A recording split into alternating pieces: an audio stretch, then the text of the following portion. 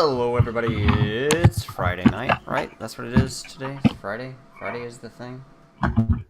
How's everybody doing? What's going on? Good. Pretty good. Hey, Angel. Do me a favor. Tap on your desk.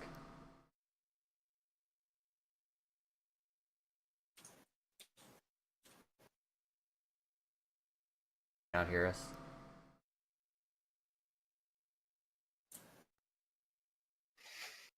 I don't know if Angel can hear us.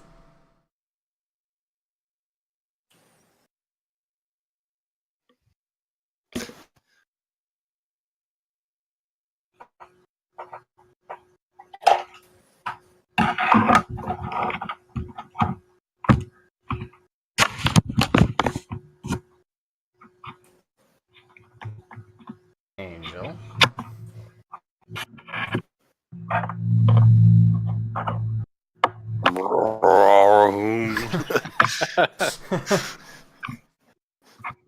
It's that kind of Friday, ladies and gentlemen. We're all quite tired. Can you hear us, Angel? I think I just got you guys back on. There we Can are. you guys hear me okay? Yep. Yeah. Do me a favor and tap on your desk real fast. Yep. You're gonna hate Skype, me. Skype audio. Well, your microphone did the thing where it switched back to your laptop instead of your headset. Okay. I'll fix it. Sorry. But no worries. Anyway, yeah. So it's Friday. It's Pathfinder night. I'm gonna go ahead and load up the world, even though we're just staring at each other's faces right now.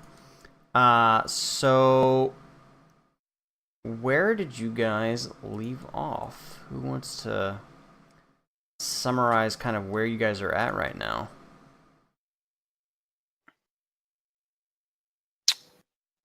Pastries. Pastries. Pastries. I think I missed a week, so somebody catch me up. No, had that pastries. was literally it. We had Oh yeah, pastries. no. You guys have to fill in Halavar on what you guys did last week. Well, as far as Becky was concerned, pastries. That's what happened. Literally, there were pastries that had a light cast on them at one point, but that's all Becky noticed.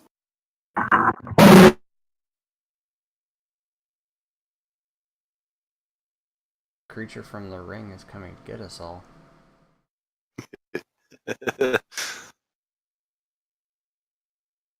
But no, for real, somebody fill Halavar in on what took place last week. Some of it's slightly important to him as well.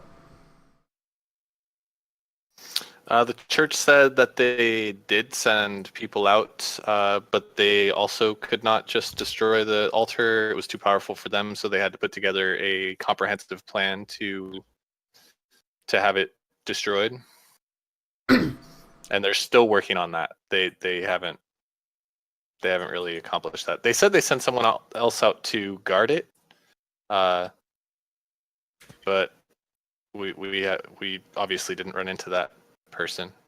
Gotcha. Unless they were captured and tortured and murdered. Yes, and to meta knowledge for you, because your character wasn't in the room at the time when Celissa was told, she went and saw her high priestess for the actual Temple of Palor that she was transferring in to be under, and was talking to her about everything. And the priestess told Celissa the name of the person that was supposed to be out there guarding it, and she recognized the name as one of the people that was in the containment with her. Right. So that was probably I forgot about sacrificed. And her priestess kind of mildly chastised her and said something along the lines of, we're still trying to figure out how to destroy the altar, because any normal attempts would only cause more destruction. and then Celissa kind of admitted that you guys tried to destroy the altar and caused more destruction. We made it more difficult to get up there and make a sacrifice. Yeah. You're welcome. You're welcome. Right. She's and, also the only one that didn't take a pastry. Fucking bitch. and Paul or Kylar almost killed a shopkeeper by giving him a pastry that had strawberries in it, and the shopkeeper was allergic to strawberries. Not my fault. Celissa is also under the impression from her high priestess that she pretty much is supposed to just kind of stay at the temple and tend to her duties, and that she was sent here because she is also somewhat of a problem underling, but not in the same way that you guys are a problem underling. Just sticking to her duties rather than adventuring off on her own kind of thing. And she immediately went up to her room and then came back downstairs and started formulating a plan with the rest of the party about how to proceed. I was pretty much told you're grounded, and then I went, open window? You're not my real dad. Yeah. And then, how many pastries did Becky buy?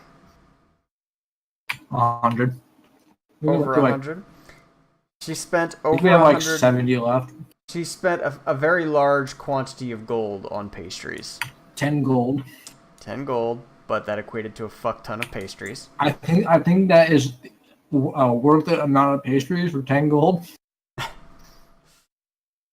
Well, I mean, Hey, those pastries came in handy last week. You consider that you go to a tavern and you can get a basic meal, which includes, pieces of bread, meat, or stew at least, or whatever, and that's going to be like 2 silver for a basic, like, decent meal. And That's so boring. And I'm helping the economy, okay? Yeah, you can get a crap ton of pastries. I'm helping small business owners. That's probably more than he made all week. Probably. He did, however, refuse to sell the Saturday. entire cart. Yeah. I offered him 100 goddamn gold. He could buy a new cart for 100 gold. He doesn't. He has a cart. He doesn't want to buy a new cart. The cart that he has is perfectly fine. Gold. What's a fucking cart cost now? And now I'm pissed. If we walk by that pastry guy, I'm gonna buy his cart. I will find a fair market price. You guys also did something with the solar device and found out some information about that. If anybody wants to elaborate on that to Halavar. It's being worked on. Being worked on. Elaboration complete. No, it's being studied by the archival mages. Yeah. Okay. And you a cart's worth 15 gold. What an asshole. He had. It's not just a standard cart for pulling things around. It's like a vendor's cart. It's very it's ornate and decorative, and has more storage than a simple cart that you would use to move stuff around town. It's not like a two-hand pull cart. This is like an actual big. It's almost basic. It's basically the size of your carriage, but crafted differently so that it has openings to be able to store and sell pastries and all that sort of jazz. So it's okay, a pretty. So carriage costs about 100 gold. Yeah, it's a food truck in cart form. Basically, yeah, in carriage form, kind of. We should buy a food cart, a medieval food truck. Campaign diverted. Who cares? We are now in the food truck business. You guys also learned some information from the Knoll Wizards documents, primarily Celissa, who then shared with the rest of the party. I just translated. Yeah. But Halavar has no idea what that translation was. He doesn't know what happened. I have to find my notes on it. The Five Rings, the people who all felt slighted by Paylor. Two or three of them that we might be able to track down through the church. I think there were 4 of them we could track down through the church. Well, I think all of them were like they had something against Paylor, but there was like specifically the cleric, the cleric's wife rather. I think, right? The priestess wife was lost during childbirth. Mm-hmm. There was the wife whose husband took their kid to another city, right? Yep. To the capital. Yeah. Yeah.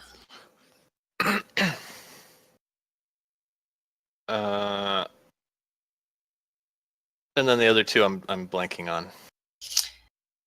There's one who believed Paylor blessed her with a child, and then the child was cursed. An evil child cursed one and blamed Paylor for it, of course. And then the wasting disease one. The devout follower, the daughter fell ill and died from wasting disease.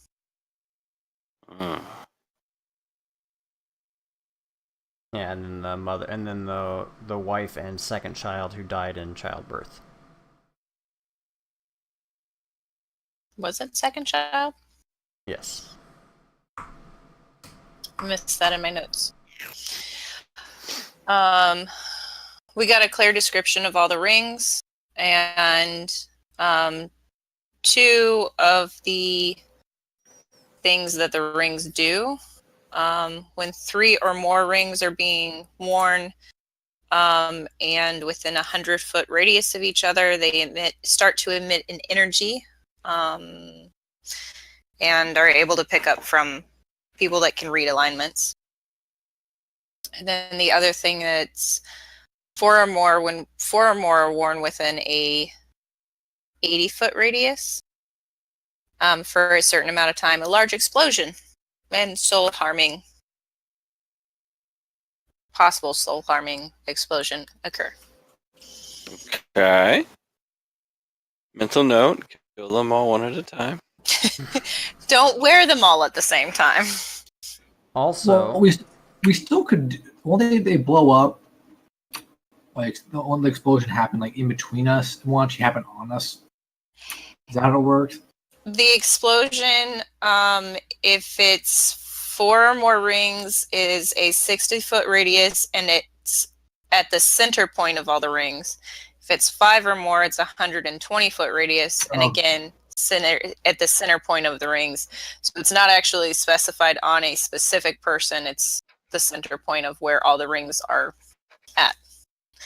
So they could be anywhere in town, blowing up the rest of town. well, except that they have to be within 100 feet of each other. For that one, I thought our notes said 80 foot is what was confirmed so far. Yes, 80 feet is what's confirmed so far. Sorry. Yes. But if it's 100 foot, I'll change my notes. 100 feet. 100 feet was the energy detection thing. The energy detection, yes. Yeah, his notes indicated the maximum range that he had determined so far for the explosions was 80 feet. I mean, I could change his notes if it's 100 foot. Well, to the knowledge of your characters and the knowledge of the Knoll, so far as he had found out so far, it was 80 feet. 80 foot. At least. But you suspect it might be just a little bit more. Yeah, They maybe. can't do math. Woman's intuition. It could be much more. It could be 500 feet. 80 is the furthest he tested out to. So basically, our goal is to find some of these rings so they can blow up whatever. Correct. Right. Yep. And What's We know where one is. And you What's know the where one is. minute? So if we get one ring, if we just like take it and run out in the middle of buttfuck nowhere, so that they can't activate the explosion. It just has to not be worn. Oh, okay. So we've got to find at least one more to eliminate the explosion thing. I see. Can it only be done one time? No idea. The notes did not give any sort of Okay. specification to that. Well, But if the he tested notes it, indicated Yeah, I was gonna say. testing, which means yeah, which means it's happened. it's happened a few times. Oh, okay. To 100 feet, or 80 feet, rather. Right.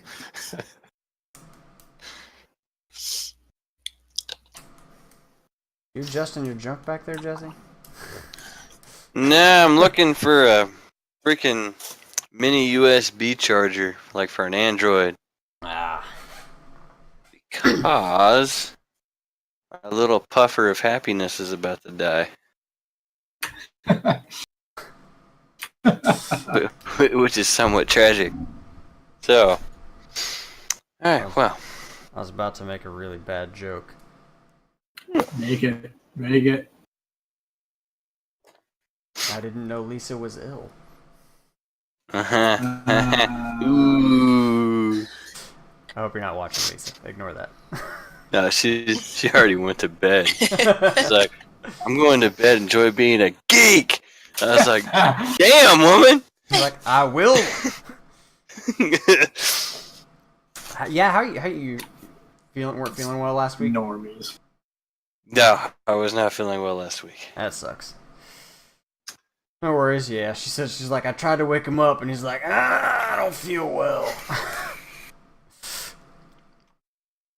So that sucks. Yeah, I wasn't having it last week. No worries. Normally I can drag myself up, but yeah, not last week. No worries. It happens, man. Come here, runt. But yeah, so that's where you guys are at currently. So So little bitty. matter of how you want to proceed. Oh, tiny kitty. Oh my god. That's adorable. Ow. I'm betting you. Ow. When did you guys get that? I can Not that long ago. I can guarantee you that if I just made Jesse's camera right now, like the whole screen with just him petting a cat, the fact that there's a cat on screen, our viewer count would go up by like 10 people. Guaranteed. just people looking at the cat and listening to us playing D&D. Viewer count through the roof. See, my cat won't do that. I'm so jealous. Oh, he's biting. he's me. attacking him. My cat will do that, but He's he won't attacking, let me yeah. hold him. He's going at him. And he's a kitten, This so is you our know those game. claws are razor sharp. Oh, it hurts. It hurts bad. Let's So- try that. But so what are you guys doing currently? What are you gonna do to proceed? What is your next course of action? Well, we did stop off and also sell equipment. Hmm. Let's see. Oh, true. There were some items that you were holding on to because you weren't sure if he would want them or not. Right. So we do, I believe, still have the chainmail, the Okay. short sword, and the scimitar of wounding, and then the immovable rod we're not getting rid of. Okay, that That sounds like mace we did, but that sounds too useful. which one? The rod. Yeah. So, More. what did the chainmail turn out to be? It is a +1 chainmail of fortification. What's the fortification do? I don't think I ever looked it up. Fortification. Oh, that's weapons. Fortification is... where the fuck did it go? This suit of armor or shield produces a magical force that protects vital areas of the wearer more effectively. When a critical hit or sneak attack is scored on the wearer, there's a chance that the critical hit or sneak attack is negated and damage is instead rolled normally. And this is light fortification, so it's a 25% chance. So it's a chainmail +2 with a 25% chance that any crit or sneak attack will only do normal damage. With a reinforced cod piece, got it. Yeah, pretty much. Pretty much. Okay. The scimitar they held on to because they thought you might like it potentially. Mm-hmm. Reno still has the notes on what the scimitar was. Yeah, it's a scimitar of wounding, Mm. and it wounds them. Yes. Wounded him. It basically has a bleed effect that stacks. Cool. So they weren't sure. I told them that meta-wise, with the new powers that you're getting, having a weapon that does bleed. We lost you. Yeah. That would be pretty pimp, but that's kind of a little ways off. Not Can you hear terribly far. No. Nah, I can't hear you. It's fun though, 'cause like he's totally just going on and on over there. Life story. And at 13, that's when Papa gave me a dog. Oh, it's gonna be so much more fun. I hope we can't hear him for a while. You just start plugging in what he's saying. Yeah. Snap, snap. I don't know what's going on. And then I had to kill the dog. How much did I pay for this? This was the face of Papa. There we go. Hello. I missed the dog the first time. I gave him a straight face. There we go. There it is. That last little pop noise is the best. We've been supplanting your mouth movements with other words. Oh, I could hear you guys the entire time. Okay. There was no loss of hearing on my side of things. I don't know why my microphone just decided to stop functioning. But I was saying you can still use the sword. You don't have to wait until your powers are at that point. It's still a weapon that you could use, but they held on to it until they could confer with you on whether or not you actually wanted it or not. Well, see, that's a kind of a hard call because right now I crit on a 16 or something stupid like that. 17 to 20. What? 17 Yeah, to 17 20. to 20.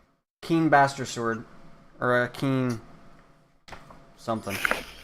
Yeah, I think it's a bastard sword. So that's kind of hard to pass up, you know what I mean? Although, stacking bleed damage is nasty. Dual wield. Yeah, I would, except, like, the coolest part of what I get is my shield.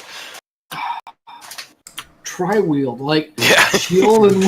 We need to get one of those helmets from what the hell is the name of that game? The, Munchkin. The one that's got Munchkin. the arm on the helmet. Yeah. Well, Or go for some winter have action, carry both. Yeah. But I yeah, think so- I may do that then. We may But as yeah, well keep that it. whole crit from a 17 to 20 thing on your bastard sword, Jesse, that's why I usually, as rogues, like to have keen rapiers. Because the crit range on a rapier normally is 18 to 20. And since keen doubles the threat range for a crit, it makes it to where you potential crit on a rapier with anything from a 15 to 20. Yeah, but, be gay.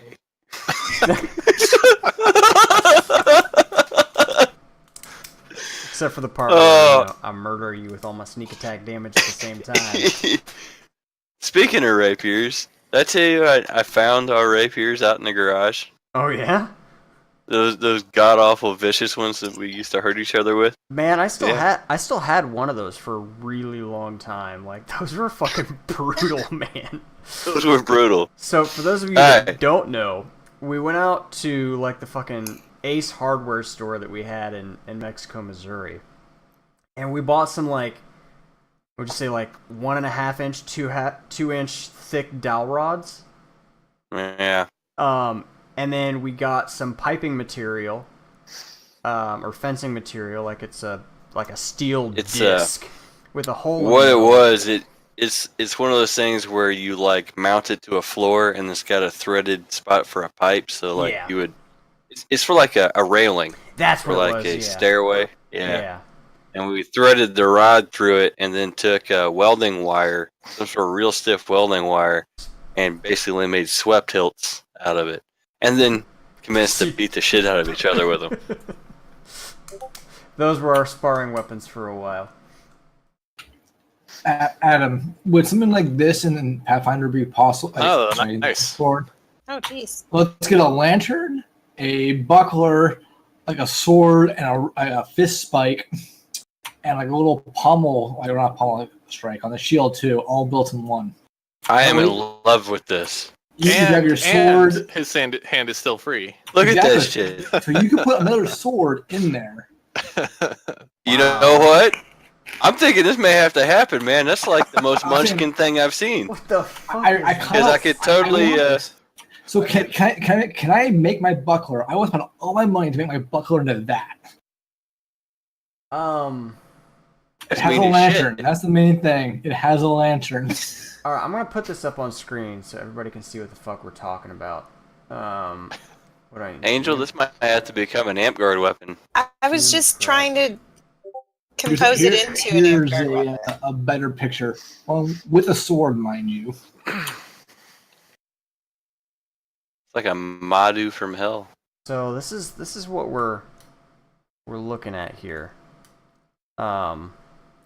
This beastly looking motherfucker like punched people in the face with that shit. It's got like basically a fucking stiletto arrow sticking out the side of it. It looks Does like it one of those also things have a sword coming down below the arm? Yes, yes, it does. Yeah. Like coming out? Yes, no, okay. I posted more photos. The back of it is like covered in velvet. It's luxurious. So let's throw the second picture up there too. There we go. So it's got fucking like, what is that thing at the top? It's What a is that even? lantern. It's a lantern. It's a lantern. It's a bullseye lantern. Mm-hmm. Okay, and that's what the hole in the front was for. So yeah, so it's got. Okay, so the hand isn't free actually. The hand is holding on to.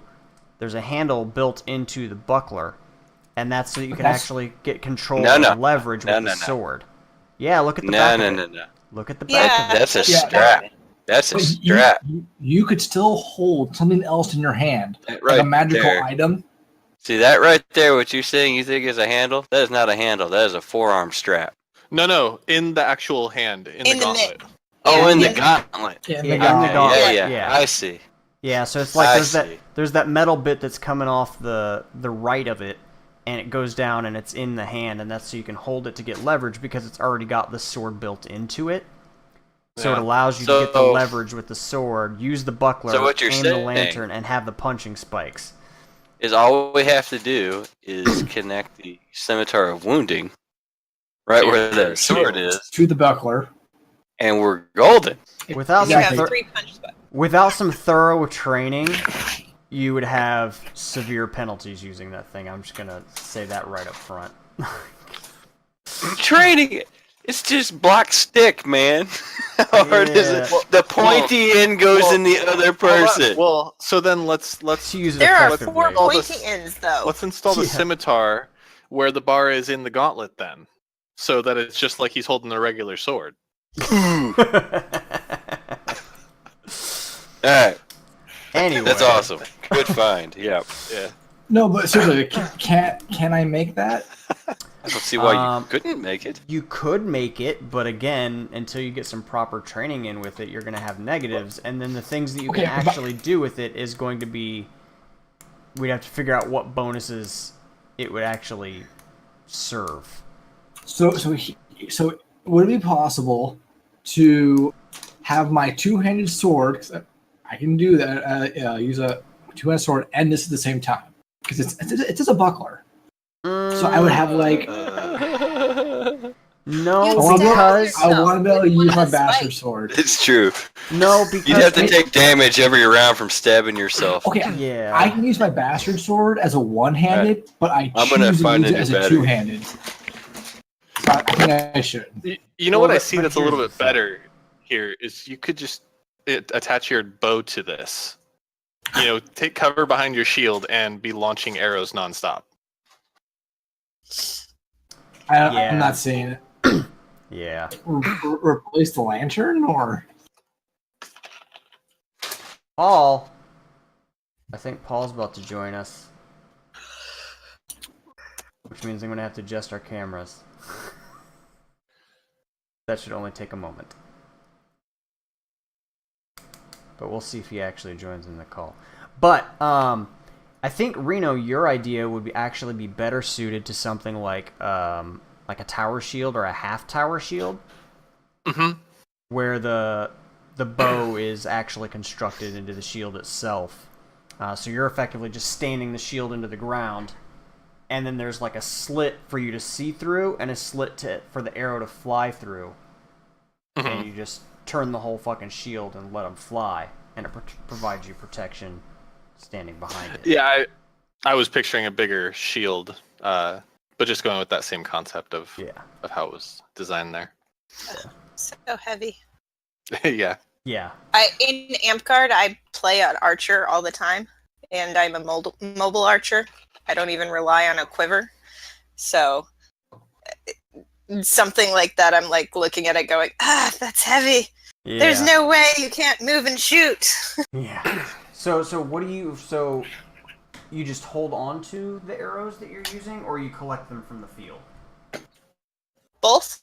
I usually have about 3 to 4 arrows in my bow hand while I'm shooting, and then run around and collect arrows while shooting. Nice. It works pretty good. It is a good strategy. All right, so It makes it harder for people like Jesse to shoot me. yes, harder. But yes, Harder. but not impossible. Harder. Generally, though, like me and Angel look at each other across the field and be like, "Truce, truce," and then we shoot everybody else. we don't shoot at each other. Yeah, you gotta With have the those. baby on board, I have to have that truce right now. Yeah, absolutely. Yeah, you need instead of a cod piece, you need just a giant metal like belly protector. Belly. Yeah. Yeah. So. I'm picturing those Spanish conquistador Yeah. armor yeah. suits. Giant breastplate with a. The belly plate. Yeah. Yeah. That sort of stuff reminds me of. Jesse, do you remember? Oh, which place was that? The house on what was it, Cole Street? The big house that we rented with everybody. Oh yeah, It was yeah. me and Barry Party and house. everybody. Yeah. Yeah. And then we were all sparring outside with the Shanai, and I forget if it was Carl or Ryan. I want to say it was Carl Bargenbrook. And we're sparring, and like I was talking, like we were sparring, and then I got like a little bit distracted, and I turned to talk to Barry, and Carl like whacked me in the head with the Shanai, and I just turned and looked at him, and he just fucking dropped it and walked away. He's like, nope. Done with that. Yeah, there were some interesting stories we could tell out of that house sometime. Yeah. Carl using my grappling hook to climb into the attic when we weren't home to smoke Richie's weed.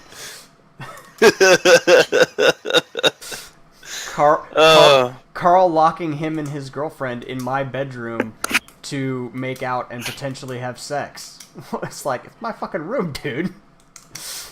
Yeah, there was a lot of stuff that went on in that house. A lot of stuff. And I never got arrested. Yeah, never got arrested, which was amazing. Yeah. Alright. So again, I think Paul joined Discord, and Paul joined Tabletop Simulator. But I don't think he's actually active yet, because he hasn't said anything, and he's not on Skype yet. I was just letting you guys finish your conversation about Oh, helping each other and so on. Oh, Fuck that. snap, there he is. Fuck that, interrupt us, man. Get your 2 cents in. I can load up Skype, but it doesn't matter if Okay. you don't want to adjust the cameras. No worries. Yeah, if you don't want to, if you don't feel like doing Skype, we don't have to. We got your voice. That's good. All right. So Paul knows where we left off You last week. mother Yes. goddamn kitten. Yeah. So yeah, how you guys want to proceed? What are you guys doing today? What's up on the agenda? Did Halvar figure out what we want to do with his weapon? Yeah, I think we're gonna keep it. I think we will caress That was your it. shield thing. We link was? will That was- oil it and rub it occasionally. Sounds phenomenal. Is it a short sword or a long sword? 5.3. It's kind of curved. Oh, so you are going to be Is it wielding curved your like scimitar. up or to the side? Or... is it like one of those like Asian swords that like go back and forth? Curved, like, Oh, back and forth? those Chinese swords. Yep, that's It's all right. floppy all over the place. Wang, wang, wang, wang, wang, wang. Is your sword like a Chris? And I feel like Yeah, Halvar, flame like, burge. I feel Yeah, like he wields the immovable rod. Yeah. I'm sure he would like to think that as well. Right. I think we decided to keep the scimitar of wounding for me. Yeah. For now, yes. Yeah. Chainmail, I'm good without. put the chainmail on your shield. What? I'll put the sword in your bag. Okay. All right. So we have a ton of loot that we didn't split up. A lot of loot, a lot of money. Angel was asking about that, whether or not we were going to split it up. And I said, well, that depends, whether or not it vanished into your bag for eternity. We have what, like 2,000 platinum or 2,200 platinum? I'm gonna do detect lie. It's never personal. I don't know what you're talking about. This is just like you guys with Jared's rogue. Like, he never actually lied to the party. He lied to everyone else and stole from everyone else, but he never once lied or kept money back from the party, but they still constantly distrusted him. Well, I mean, it from a very early time, he started doing things that he shouldn't have done. He picked up a sword that he shouldn't have picked up. He had to get shot in the back for unlocking a door. That sounds familiar. I mean, that was like the first night, and ever since, I was just like, hey, this guy, I need to watch this guy. But yeah, so you guys you got the loot you need to divvy up if you're gonna divvy it up, and however you're gonna divvy it up, and then you got some leads to potentially track down. I would actually prefer to be paid on all missions with just alcohol, that we don't have to tithe. Deal. But,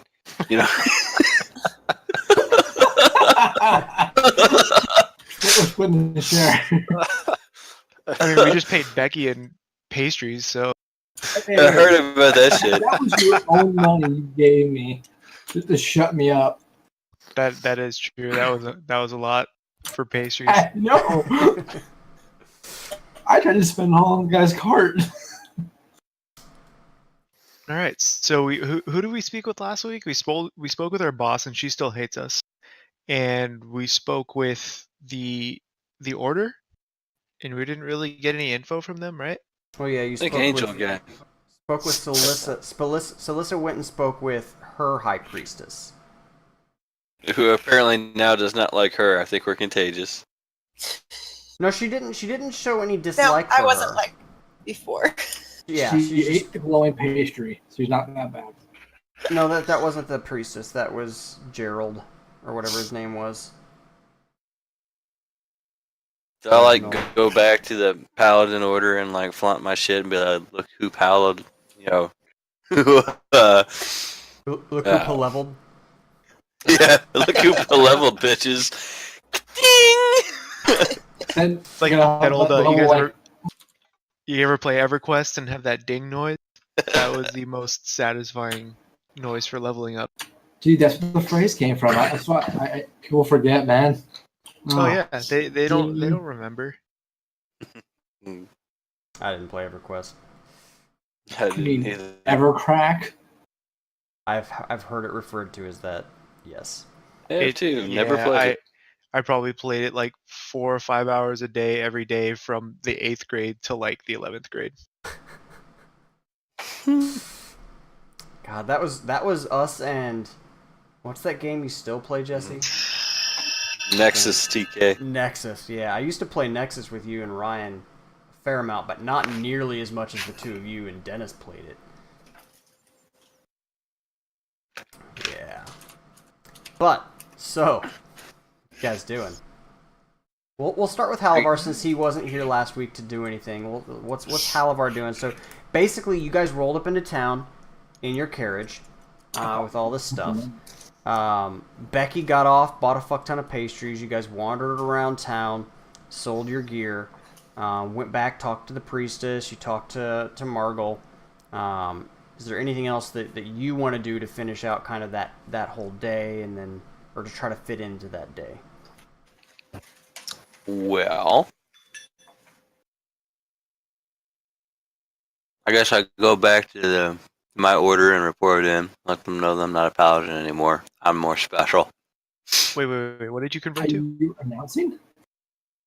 I'm not renouncing. I was promoted. He's Paladin What did- Plus. So you're like, Paylor like jizzed all over me and give me power. That's right. sounds So about you right. tell the hiring and paladins, like, look at this fucking level 7 dickwad. Thinks you're special. That's right. Yeah, so he's still a paladin, but he's got additional things. How old is your paladin, like age-wise? 14. What? You shitting me? He's 14? I believe he's 38. I believe. Wow, I'm not done much in his life. So your Halavar's gonna go back to his order, just kind of check in. Yep. Okay. So you just go back to your order and you go up and start talking to your boss person. As soon as I dig out this piece of paper, I'll give you a name for him. His name will be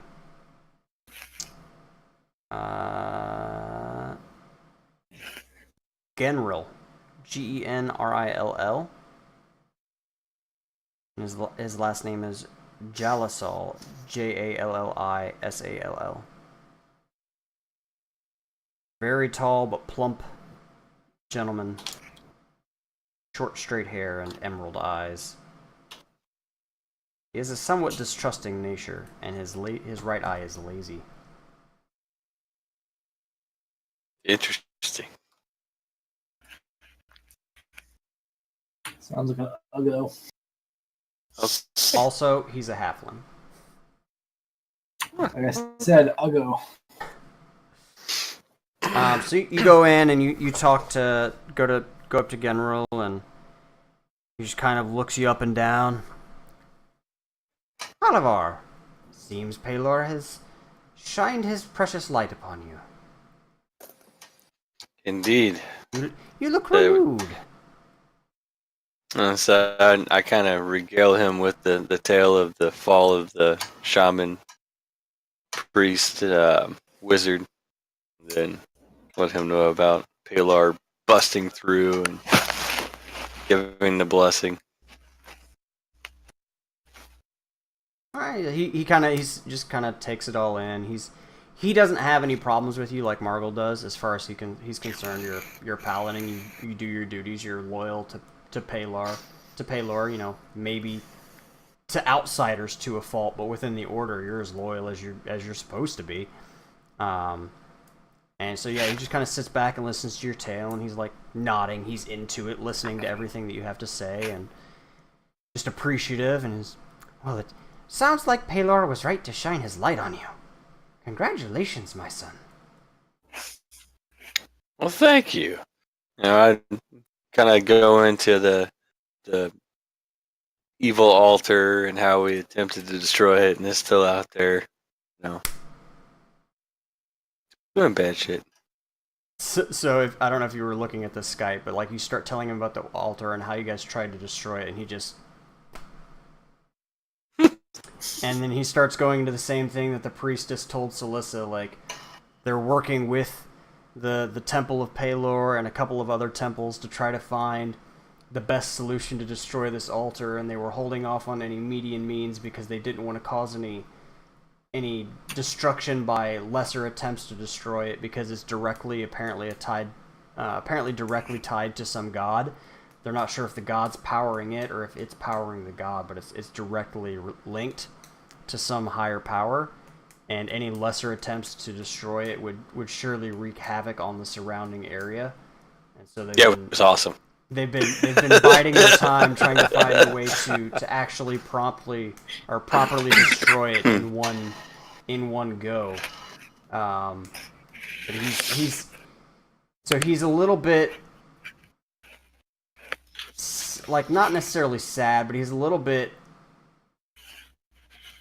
ashamed maybe that you would try to do it on your own, but at the same time not really surprised.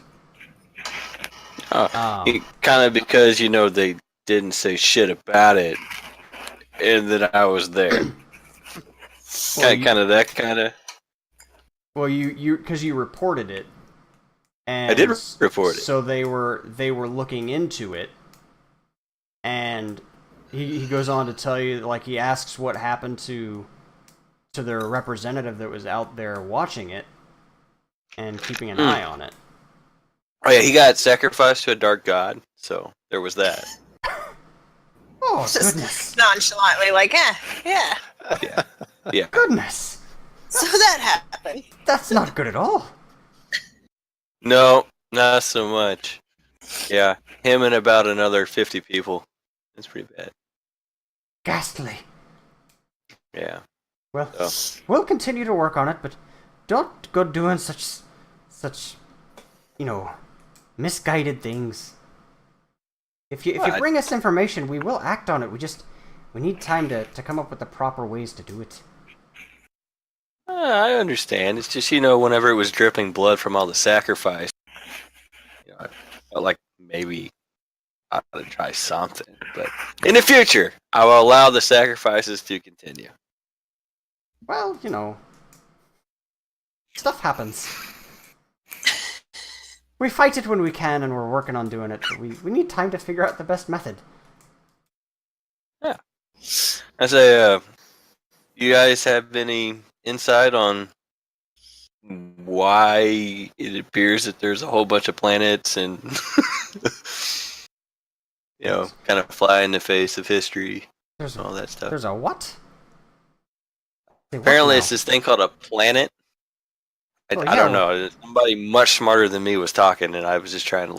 But Well, yeah, yes, we're on a planet, but what are you talking about? Other planets and other... What's this nonsense? there was this thing. It was like a globe, and it had other things that kind of went around it. And then we plugged a crystal in it, and it started going swirling around. You didn't How plug would they the crystal in it. rotate? Oh, we didn't plug the crystal in it? No. That must have been right before I left. Okay. So, thanks. Well, that sounds very interesting. I think I'd like to see this contraption out of interest, if nothing else. All right, well, I'll have to talk to hell, I'm drawing a blank. Tim. I have to talk to Tim and see whether or not I can arrange to bring it in and let you see it. Well, if I you was can, pretty that'd be- enthralled with it and studying it. If you can, that'd be great. All right. Well, do you have anything you'd like me to focus on other than making new little paladins for you? Do your work. Spread your love. And this is why I love my order right here. Get the word and the light of Pelor out there in the world. Will do, sir. Enjoy your day. Oh, I usually do. Oh God, it's disgusting. Put down the mirror, Alright, Ben. so yeah. Alright, that's what I was doing. Okay. Alright, so now what are the rest of you doing? What's going on?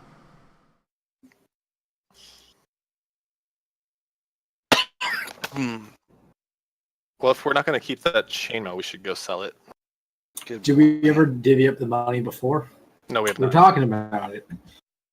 Now we probably got a time to meet up and do all that stuff. Well, I don't think we should separate the man from the money.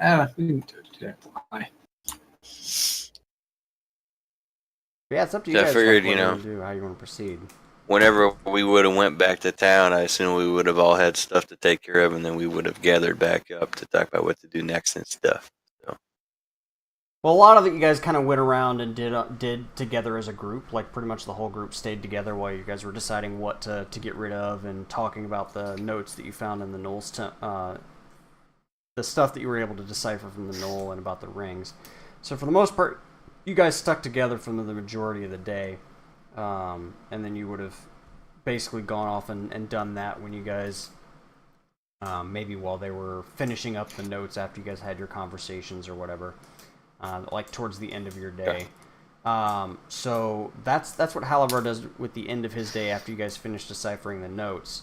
So what are the rest of you doing with the rest of that day? We'll go ahead and start with Tim.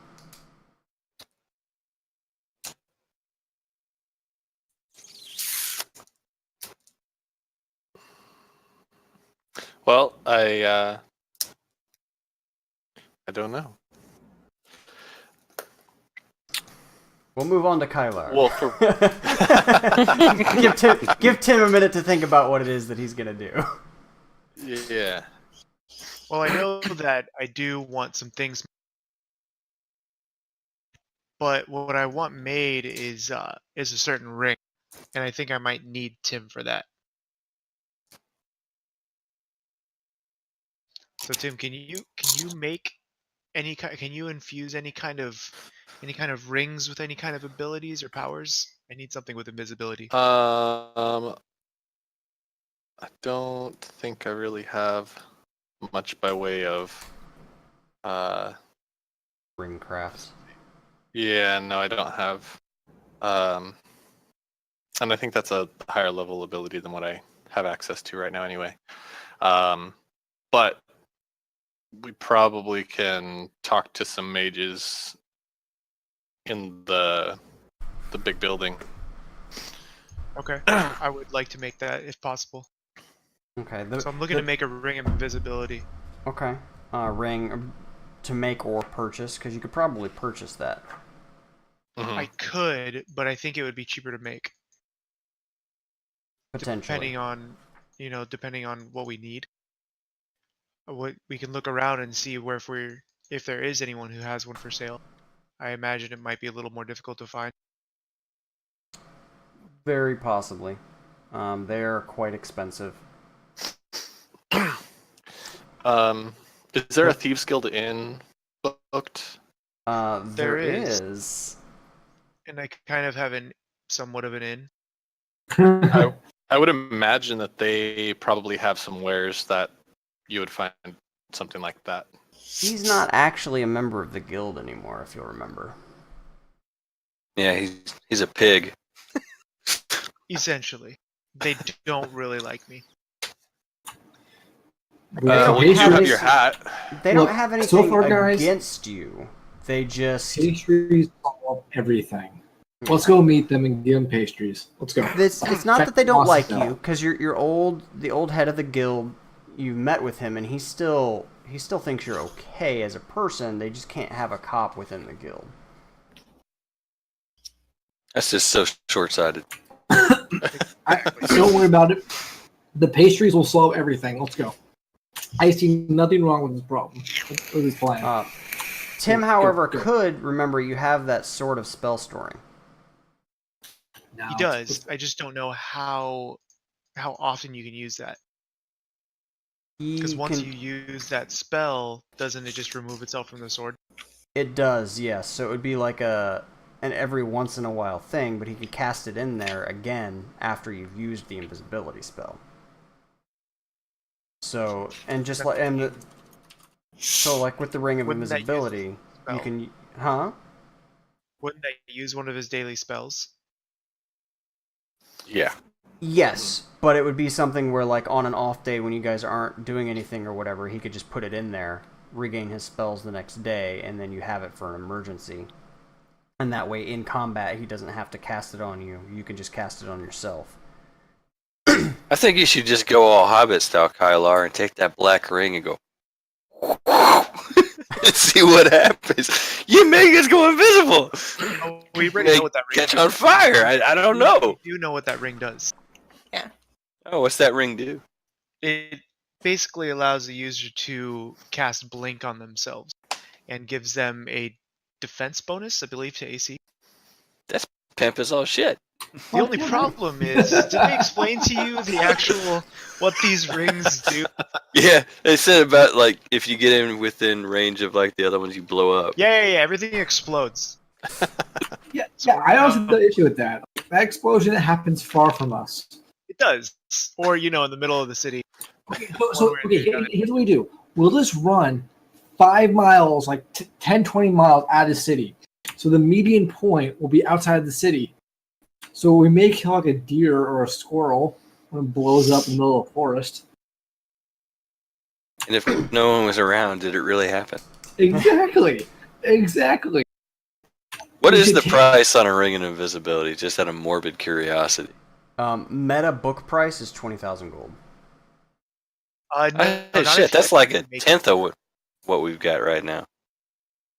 If you make it, it's 10,000. But that's if we make it. But Well, I thought, that's isn't material cost. 20,000. Right. But isn't that pretty much all of our Yes, our goal at 20,000 that 20,000 gold is 2,000 platinum. Yeah. It's not. Mm. I don't want to blow all of it on that. Mm. Because we also Okay. have the short sword. If we're not going to use, we could sell. All right. But that's also a very good sword even for Tim. I want that buckler from before with the sword. That's what I'm saving my money for. So I'm sorry. I need all the money I can so I can achieve this dream. I mean, honestly, that sword could be a pass That's around. my backstory. That sword could be a pass around. Like, you could put various spells in it depending on who's Right. doing what, and that person just carries the sword around with a spell in it to utilize whenever the time is right. And then the next day, somebody else has something that they need to do, that they need a specific spell away from the rest of the party, and Tim throws that spell in there, and they go about their routine. Yeah, and then when 'cause they need to use the spell, it is really, really useful. That's why I'm No, I gonna said we get sell rid it. of it. Give me the money. I'm Of all the times D&D curious how players much it's are worth. not being like greedy bashers when it comes to money, it's now. Because that sword, what did we sell that ogre mace for to the smithy? So Almost we 20,000? sold that mace and the +2 short sword for 17 grand. Wow. 17,000 gold. 700 plot. I just don't know. I think that sword might prove useful. Well, exactly. Think how valuable it is. That sword's worth a lot of money because it's so useful. We should at least get an offer for it. Yeah, we could always go back to the smith we had used. Well, there's the chainmail that we can sell as well. So Exactly. We gotta sell anyways. Let's get an offer for it. Let's see if it's worth it. Halavar, did you have diplomacy? I believe. Because you may have a little bit better chance at haggling. None of us have diplomacy. I do. Here's Oh, did you? I have 7 in it. 7. All right. Yeah. Where were you when we were haggling before? You You were stuffing your mouth with did not ask for pastries. Becky's help. This is not my fault. I have diplomacy. But I thought Where- somebody else oh, was wait. haggling better. I think 'Cause I- you were. Did you? No, you were with us. Yeah. Huh. Yep. Well then, whoever's got some diplomacy should probably try to work with the shopkeep. I'll do. Cause look, Becky wants to sell the sword anyways, so I am This- taking charge. We're So- going to the shop. The Sword of Spell Storing, so you guys are getting rid of it? We're getting the offer for it. Okay. Let's see how much we can get for it. But we are going to sell the chainmail of Light 40. Yeah. So here's what we do, guys. We should throw the chainmail in to sweeten the offer in case like her, see if we can get more. I don't know.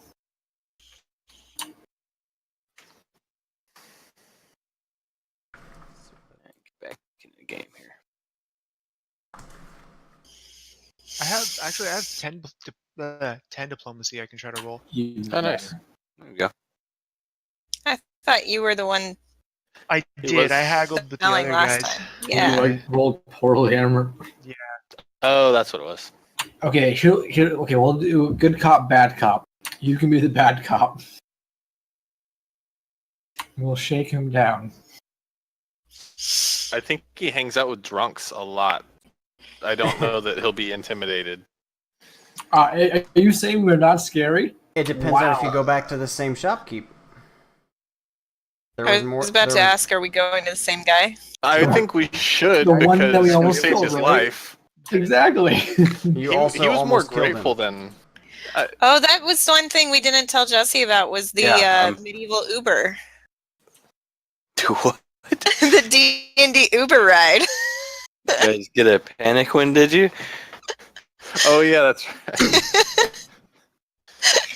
So they When we almost saved the shopkeep's life, he we tried to take him back to his shop because he was sitting there in the middle of the street. Instead, he cast the disc and like scooched himself back. So we decided it was D&D Uber. Interesting. Yeah, he cast Tensor's floating disc below himself, which just elevated him a couple feet into the air, and then he was just casting like a push spell to like move himself slowly backwards while he's just laying on the disc to glide himself back to his store. Okay. I mean, we owe it to him to offer him this rare opportunity to make a once-in-a-lifetime investment in his future, mind you. That's how valuable this sword is. Sounds I like was a gonna plan. say, Go you get an said- offer. You said almost that entire sentence without actually saying what we were going to try to sell him. Exactly. Art of the deal. That's right. All right, so you guys are going back to speak to Torrance. Go get an offer. See, also, my diplomacy roll is just as good. We're willing to trade you this sword for the small price of invisibility. Of all your money. Don't worry, I'll make back even more. I promise you. The sword's OP as fuck. All right, so who's gonna go up to talk to Torrance? I'm gonna do it. Fuck it, I'll do it. I'll go first. All right, make your pitch. Oh shit! We got this magical sword. Oh, okay. I'll be First of waiting all, outside. I'll be waiting outside. no, comes out all of us. All of us. I want everyone to come in. We are first going to apologize to the shopkeeper. We are all going to get on our knees and apologize. I'm gonna just check and make sure he's doing okay. I'm not gonna. No, he's fine. He's fine. They're probably really mad at us. So we all need to get like on our knees, beg for forgiveness. Part of my sales pitch, guys. I want everyone on their knees saying they're sorry. I'm just going to watch Becky kneel before.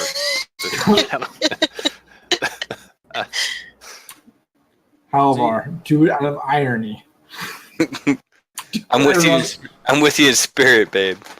Okay, so first off, you get into the shop, and mind you, this has only been like 5 hours since he nearly died from strawberries. So you get into the store, and he's got this table behind the bench, or behind his main sales bench, and he's just laying backwards on it, arms just kind of spread the way that he was on the Tensor's floating disc, just laying there all spread out. And he hears the jingle of the door opening, and he just kind of looks over.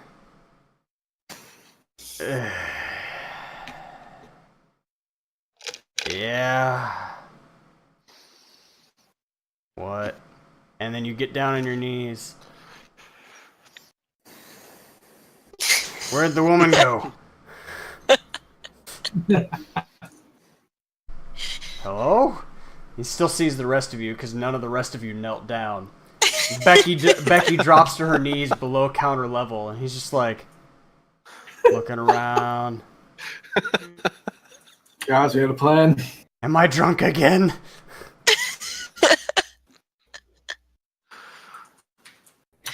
We're actually here to offer you, as an apology, an amazing business opportunity. He looks straight at Halavar. Do you hear that voice?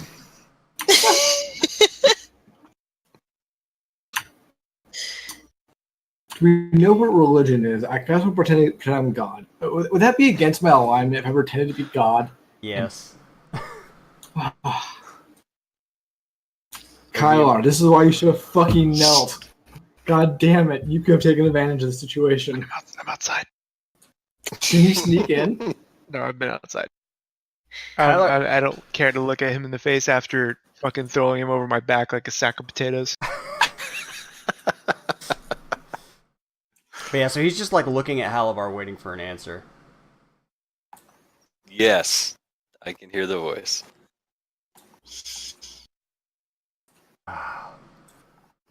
So, Okay.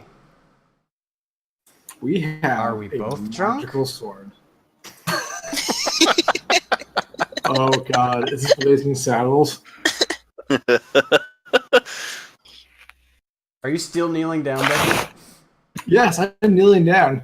Yeah. Actually, I want to hold up the sword just in front of his eye line. Like, I want to slowly raise it up over the counter so he can see it. I'm like, and just show him the sword. Hold it above my head. I want to try to, like, uh-oh. What is your AC? 23. 23. Okay.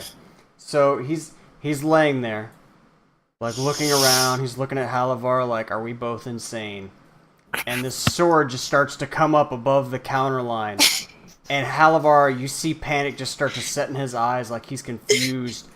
All to hell. And he like twitches his fingers real fast and like flings his hand forward. And this ball of black energy just starts spiraling towards the sword.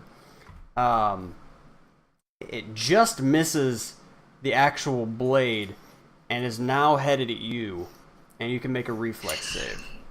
You're welcome. If you guys would just fucking melt down. Why did you guys not listen to me?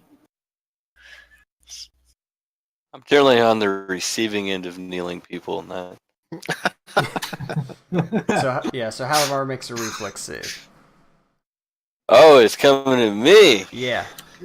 It Okay. just missed the sword and it's barreling its way towards you.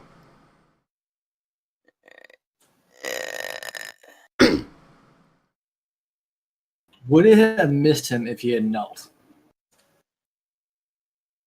Maybe?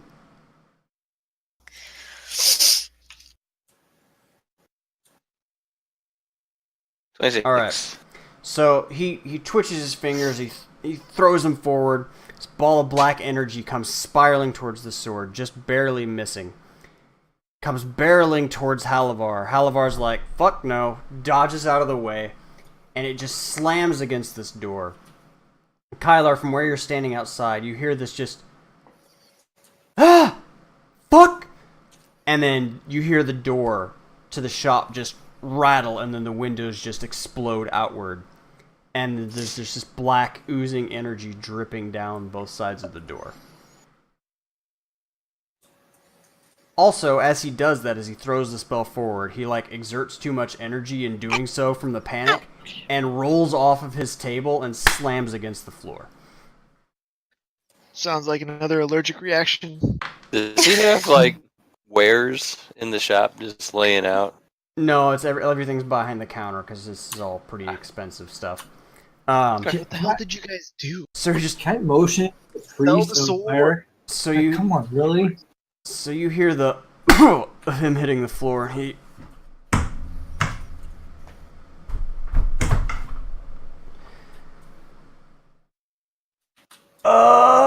oh, I get it now. As he looks over the counter and sees Becky kneeling on the ground. What? Why?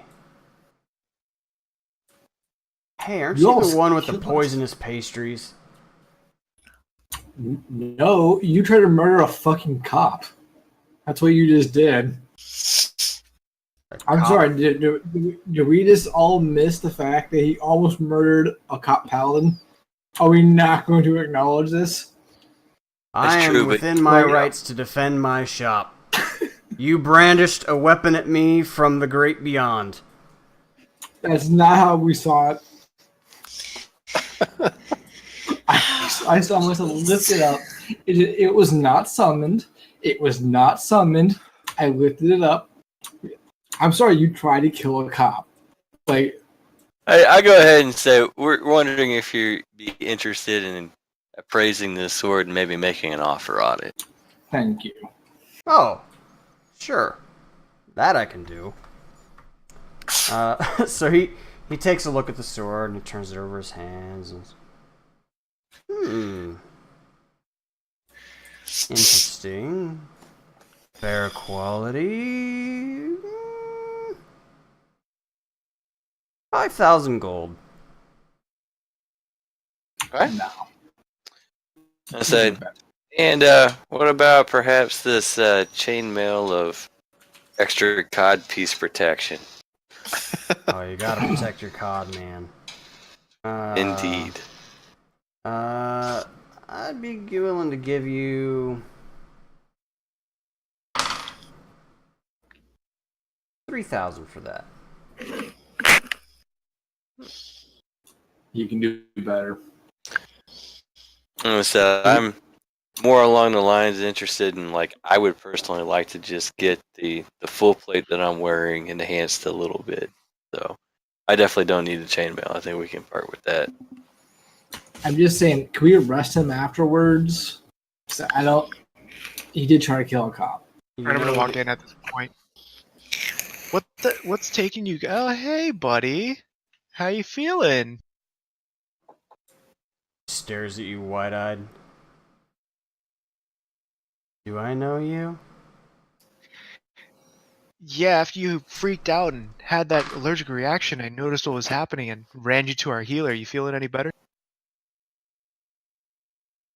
Allergic You don't reaction, remember me throwing you over my shoulder and smacking you on the ass to try to get you to feel better? I'm gonna be honest with you. Oh my god. I thought I was drunk and you were saving me from my mistress's husband. I don't really remember what happened. Well, you were dying, and I saved you. So I just came into, and then these guys are here. What are you guys doing here? God, I can't leave these guys anywhere. You feeling any better? Are they bothering you? Are you still feeling sick? I can have them leave. This one keeps threatening me with arrest after she threatened me with a sword. Not how I saw it. Guys, he's drunk. Still sick. Should probably just We should leave take him him. to the drunk tank. We'll take him to the drunk tank at the very least. He's drunk in his own home. He's fine. No. He almost murdered a cop. So This is the. does this guy do enchantments on his own, or does he just sell enchanted No, stuff? he just manages inventory. Oh, okay. Yeah, so he gives you those prices and he sets the items back on the counter and is kind of waiting for you to make up your mind. Well, I think we ought to sell the chainmail at least because we don't need that. I said still think for take the $5,000. Yeah. For $5,000, I worth it. think we keep that sword though. You haven't Up even to you tried to. You guys haven't even tried to haggle. He just gave you a price. Yeah, I know. That's I wanted wanted to, but so far. Haggling is beneath my holy. Okay. So someone might want to haggle. You're Well, Well, buddy, I hope you feel better. I'm just gonna take both things off the counter. I'll see you guys later. We're just giving up. Wow. He's stealing your stuff, guys. you're Guys, Yeah, anybody? bye. I'll see you guys. Feel better. Anybody? He's stealing your stuff. Oh, he's another cop. So it's all right. Okay. He's I'll with wait outside. us. I'll be out here. Oh my goodness. He just looks at Becky, smacks his hand on the counter, and then like a force field just comes up from the bench all the way up to the ceiling, blocking you guys between him. I want to like lock eyes, do this. Like I'm watching you. I'll be back. Check in on you.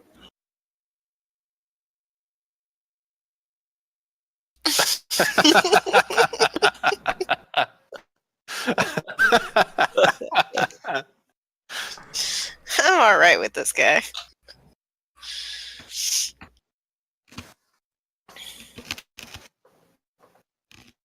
I'm gonna go ahead and walk out. Yeah, same here. This is awkward. Walk out.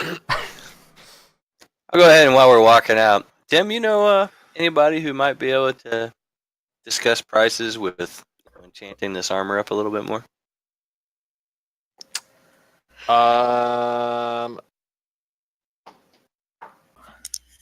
There's a couple shops that we could check, but not off the top of my head. We could also see if anyone at HQ might be able to help as well. Okay, that sounds like a plan. So I'll hook up with Tim and we'll go do that. Okay. And then Tim, I forget what the name of the shop was again that you helped out every once in a while. It was the It's called Needful Things. They're very strange elderly gentlemen there that sells you things. You serious? You remember that? It's impressive. Thank you. why. And as they come out, I'll just be like, you guys are terrible at haggling. What's haggling? We just wanted to sell, not murder him. Wistful Wonders. Okay, that's what I thought. So Yeah, that wouldn't be. No, that's just they just sell magical items. Yeah. Tim is privy to the fact there are a number of enchanters in town, but the really only two reputable shops are Eldon's Great Wonders and Channeled Enchantments. Do you think that we could have got so much more money this guy? Probably nothing about chanting. We could have lied to him. God damn it. So do either of those sound good to you, Halavar? Yeah, does any of them seem like they're you know these guys better than I would? What kind of enchantment are you looking for? I'm just looking to boost the AC on it. And get some deflection magic added.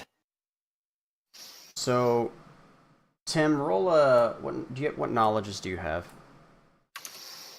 I have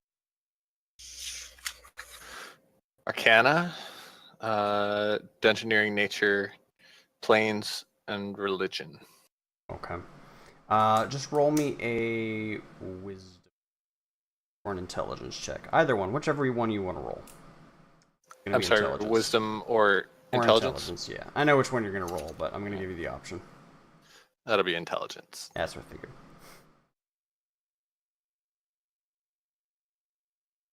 A 13. Okay. You don't really have any sort of knowledge about who would be better to perform that task between the two reputable enchanters that you know. But you know that Eldon's Great Wonders is run by Eldon Middleton. He's a human. And Channeled Enchantments is run by a half-orc named Marrakesh. Marrakesh Smashhammer. But you know, he's actually a really great guy.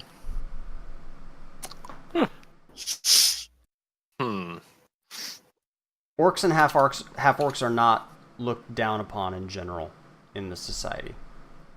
So progressive. But are they still fairly aggressive as far as their style? Nope. No? Okay. They're pretty civilized with the rest of the people.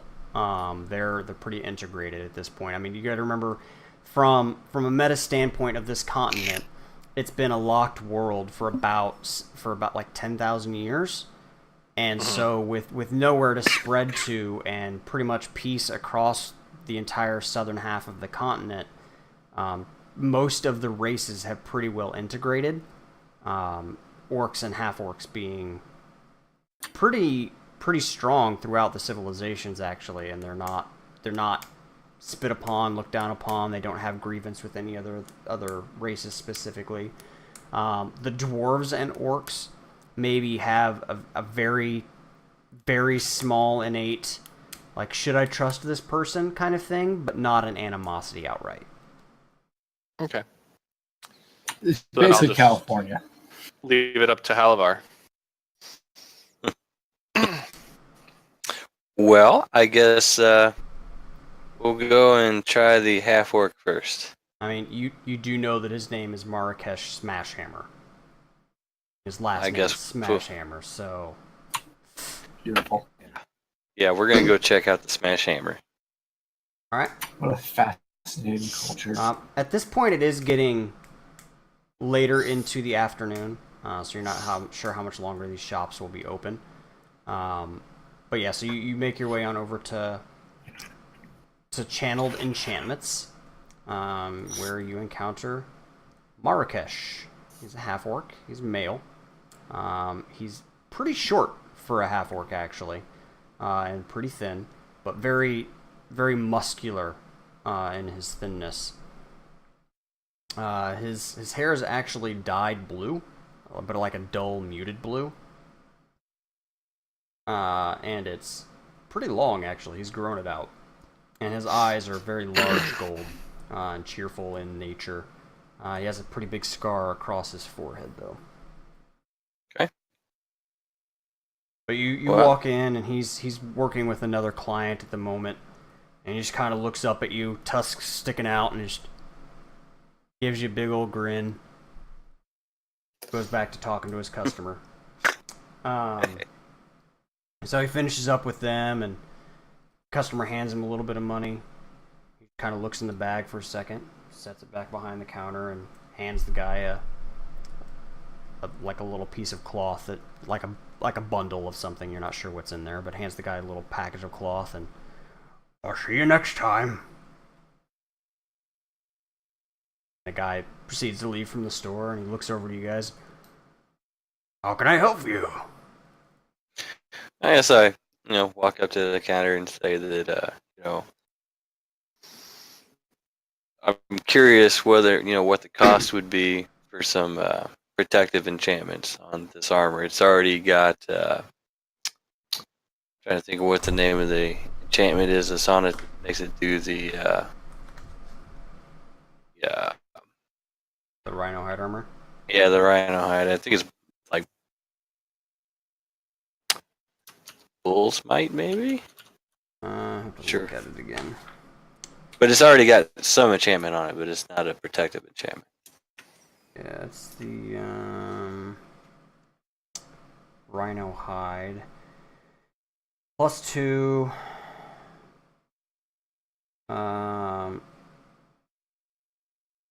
I think you've been completely forgetting this, Jesse. Huh. Deals an additional 2d6 points of damage on a successful charge attack made by the wearer, including including mounted charges. Oh yeah, I've definitely been doing that. Oh, okay. Oh yeah, that's why I charge all the time. Okay. So it's basically just a +2 armor, and then full strength, but I forget what we decided the actual bonus allotment for that was. I know you had to borrow money to get it. Mm-hmm. Um, So I'm just curious what the cost would be to bump that up to +3, or what the cost is per bump. yeah, it depends. It scales. Depends on how much the other stuff was that was on there. So I need to look. I think the easiest way is to look at bull strength. Bull strength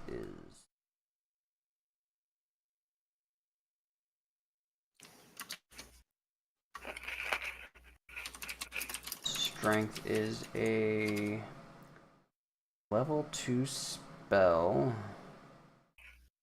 This is gonna be like a +1 enhancement, I think, effectively. Was Rhino Hide was 5,000. So it is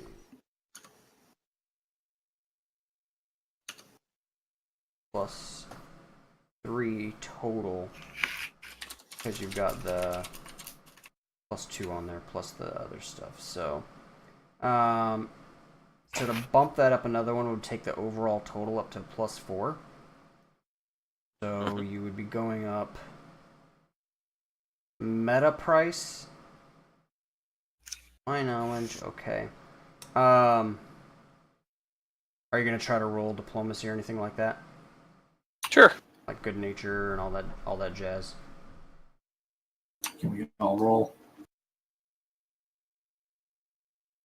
25. Yes.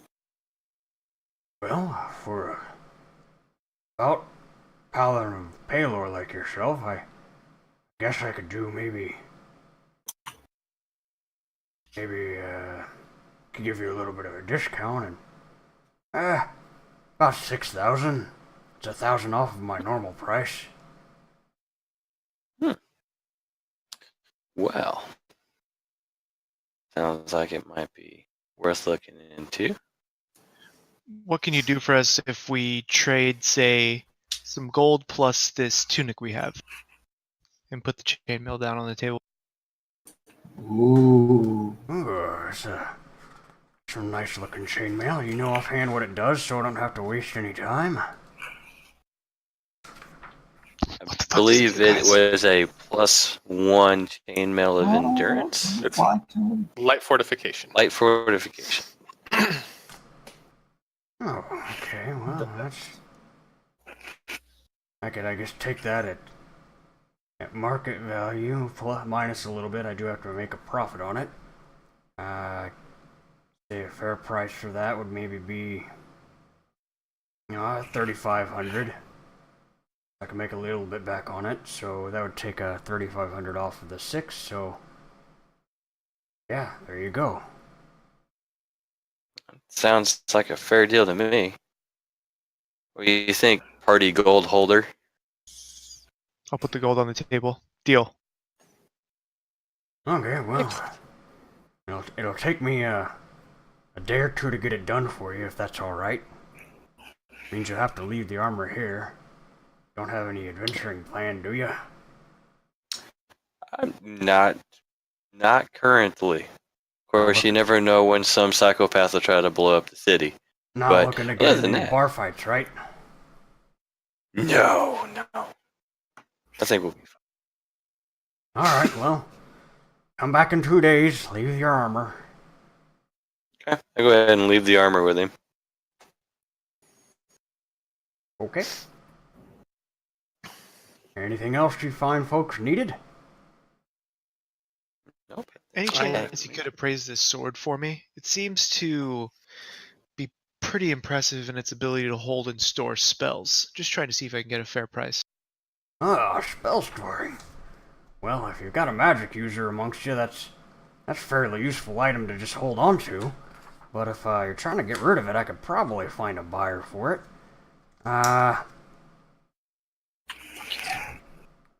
You want to roll diplomacy on that? We all roll diplomacy.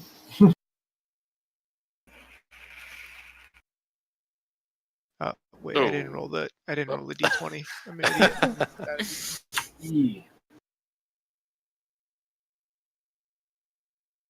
That roll? No. Nope. There's a bunch of rolls up there. Crit fail. 11 total. So 11. He just kind of looks at you, and he's not really sure he believes what you're saying the spell is, what the sword does. He seemed kind of off in the way that you're presenting it to him. Something about it just doesn't sit right with him. Can Tim take 10 minutes and explain to me in detail? It's like bore him to death Can with I roll details. diplomacy to try to smooth it over? Hold on. Oh, you don't believe me, Tim? Can you put something on the sword for me? High level. Prove the value. You You want high level? Yeah. No, it doesn't. It doesn't matter. It just Yes, needs it to show the does. Yes, spell. it does. You just put a fucking light on it. It's That's it's not impressive. up to third level is what it'll hold. There we go. Like, just put like a light or detect magic in it. That's true. We You gotta need some, prove we that need at some, least three. some pizzazz. I'm trying to hawk this thing. God damn it!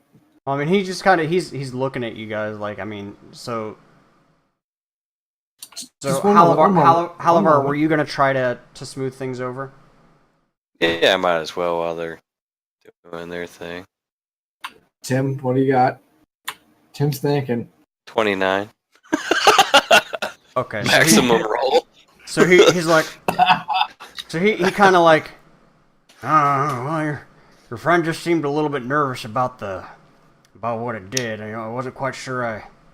You know what? I'll take you at your word, and I'm just gonna test it myself. And he just kind of puts a finger on the sword and just mumbles a couple things. And yeah, sure enough, that's what it does, I guess. Well, it's in fair condition. Excellent condition. I guess I could give you a pretty close to market value for it. Again, I gotta make a profit myself. I'd give you 7,000 for it. You know what? I think we'll hold on to it then. No, But I think appreciate that's worth it. No, the that's worth appraisal. it. That's 2,000 more than the other keeper offered you. I know. I Come know. on. We can continue to haggle. We can also start rolling more. But Halavar with- blowed the with- diplomacy out of the water. 7,000 is the most he's gonna give you. Well, I'm thinking with 7,000 is a good chunk, but I mean that's like Pick it up. having yeah.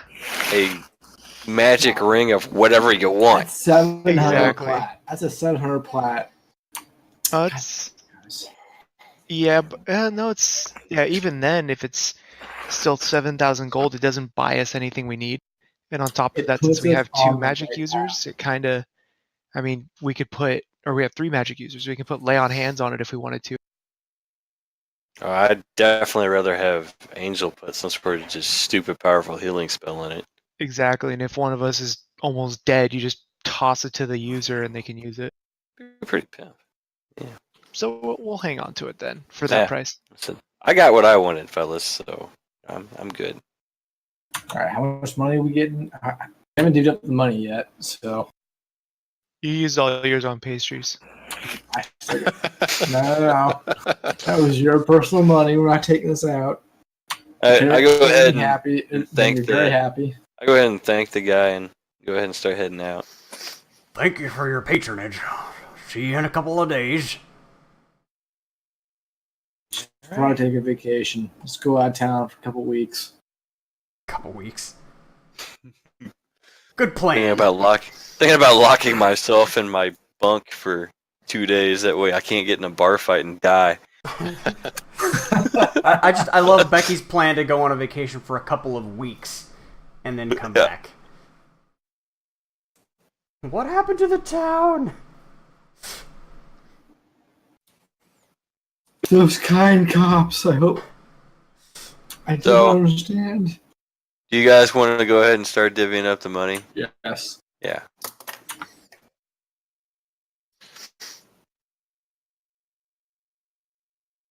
All right, so now that you're Lissa, were you were traveling around with all this haggling and stuff, kind of sticking with them? Yeah. Okay. Is there anything else that anybody wants to try to get accomplished today? Game time. At this point, it's about 5 o'clock in the afternoon. A lot of the basic shops are starting to close up, except for food places, taverns. We should talk about running a food truck. This side of the biz. That's all I'm start running. So we'll circle back to Tim to see if he's thought of anything else he wants to do today. No, I'm good. Okay. I didn't have anything. Okay. Alyssa, Halavar, Becky, Kyler. Anything else you guys wanted to accomplish today? It's Well, how getting much kind money of did we late in get? the afternoon, so Did we ever? Actually. Yeah, I'm doing the divvying right now on a calculator. One sec. Okay. But I kind of want to make my way back to the Thieves Guild. Okay. Yes. Go to detail. I don't. He's gonna get in trouble. I doubt he's leading the rest of you there. Yeah, I think he wants to go by himself. I He's would taking the money with him? appreciate getting paid before that. Yeah, so everybody Exactly. can add 400 platinum to their banks. Is that the truth? How do you? Is the tech Yeah. lie? That's pretty much all of it, unless you guys want the copper and silver. Yeah, that's fine. Then give me 1 second. And that's just what Kylar was carrying. Well, he Yeah. had like I had most way of it, more I than think. me. Yeah, Tim's like, yeah, that's the gold we got. That's the money we got. that's it, guys. That's it. Yeah. All right, so Kylar separates himself from the rest of the group after handing out the money. Like, I gotta go store this somewhere. Gets separated. And from then the another group. 25 platinum each. And you make your way, Kylar, to where the door was the last time that you were aware of it.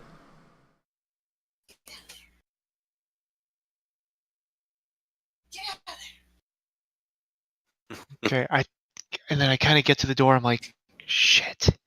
Was there a password? And I just rat on the door and just hit it a little bit. And nothing happens.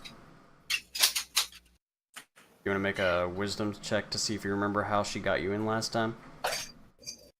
Yeah. Do I have notes? Hold on, let me see if I have notes.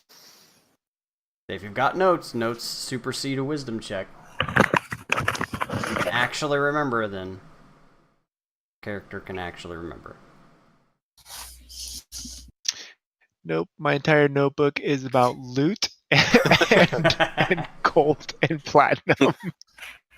So you are one of those rogues. Yep. I literally have everything written down that we found. All right, I'm gonna roll wisdom. This is gonna be. I'm not gonna remember shit.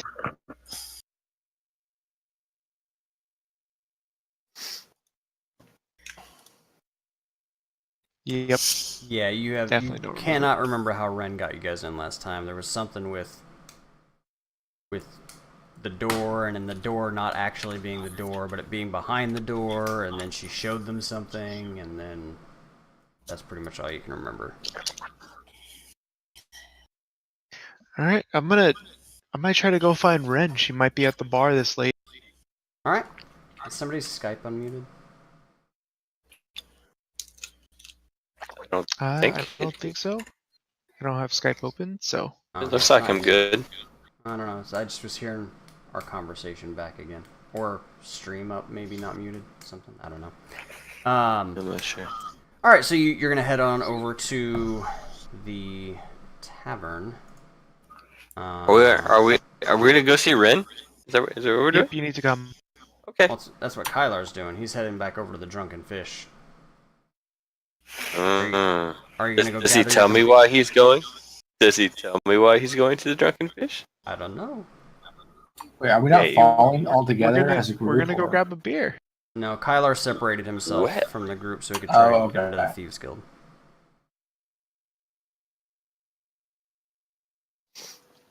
So I don't know. I who's get telling it you all. what.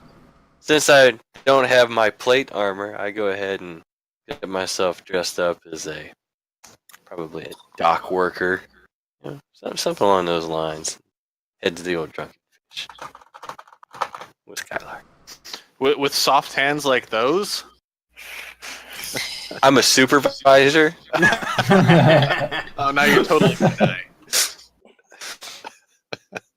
All right, so you guys head on over to the Drunken Fish. At this point in time, you guys, when you walk in, Lavinia is up on her stool behind the counter, and she just looks at you in your plainclothes Halavar and just kind of gives it, like, she looks at you, waits for you to look to, like, recognize that she's looking at you, but she's, like, at the whole, like, head down, just kind of glancing, like, not drawing attention to you, but you can tell when you look at her that she's looking directly at you. And she just kind of does the whole like quick up and down, like no armor thing, and then shrugs. Why do I feel like I'm gonna get shanked, fellas? You'll be fine. Pray to Paylor. We'll back you up. Was this a mission that you didn't take the healer with you on? I'm sorry, I missed it because my kitten got stuck in the dresser. I had to go save her. This We're was just- something that I tried to do on my own, so the guys didn't really know about what was happening. Yeah, we're just That's going what to the I thought. tavern. So who all is going to the tavern? I guess me. I'm- Well, it's a matter of I'm gonna partially go of with Calabar. who all Kylar lets know he's going to the tavern, because he separated Well, himself from the group. Separated I himself from- specifically went to find Halavar, so if if everyone else is with Halavar, that's fine. I would definitely be with Tim, and Angel was there with us too, right? I assume. I imagine everybody else is probably still together then, unless you guys had other things that you wanted to try to accomplish today. So, all right. So yeah, you guys get to the bar, the Drunken Fish, and Ren is sitting at her usual table with a different pack of hoodlums than you saw her with last time, and they're playing cards. The pile of gold of money in front of her is significantly larger than in front of them. I still have to create this game so we can actually play it. Yes, I agree. Any open slots at the table? Not currently, no. Table is I kind currently of full. slide up to the bar where the video is and put myself in line aside of Ren and order a drink and then kind of spin around and wait for her to look up at me. All right, she's still playing her cards and it's like having a good old time with the people that are at her table, and you're standing there having your drink. Kylar, what are you going about doing? You guys get in the bar. Yeah, we're gonna go into the bar and kind of shove Halavar into Ren's direction, just lightly. Hey, there's your girl. Let's go talk to her. It's like, I was kind of looking at Kyler for a minute. I'm just like, No, yeah, we're fine. Don't worry about it. all right. Go ahead and get my drink, and I'm gonna walk over with Kylar. We'll approach the table and see Ren. Ren? It's been a while. Boys, come to give me some more of your money? I have some money to spare. You got any room at the table for us? Do For now. three of us? She just looks up at two of the guys at the table that are sitting directly across from her. Do now. She smiles at them, and they both just kind of like, okay, collect their the money that they still have on the table in front of them and get up and leave. We sit How many- down and How many take people are out at the table some now? cash. So at the table currently, it's now the two of you, Ren, and then one person to each side of the other table. So Ren and two other people, and you guys. We sit down and look around the table, see how much cash is out. Again, they play for pretty cheap stakes. It's more like bragging rights than anything else. So Ren at this point has like maybe 30 copper in front of her, which is just below her station in general. But again, that's not what it's about for her. The other guys both have maybe 5 or 6 copper each in front of them still. Okay, I'll just take out a handful of copper and put it out in front of me. That way I got something to play with. I'll do the same. Alright, she deals you guys in to the next round, and so she looks at you like she's kind of looking at you, Halavar, and you could tell she was about ready to like start speaking to you. You could tell she was getting ready to try to form like a first name. It's just, so how you been, Kylar? Not too bad, had a run-in with some old friends of some old friends. Well, it looks like you're And, still alive. We are still alive, it was a good time, and I kind of found something you might be interested in. Throw my coins on the table. Like just throwing your copper on the table. Yeah, as I'm saying that, just to kind of deal me in. Okay. Yeah. So she deals you both in. Really? And what might that be? A certain ring. Okay. Sounds interesting enough, I guess. Everybody, or you both of you guys roll. Let's go with. I'm gonna do this. Roll 4d6 each. 46. Yeah.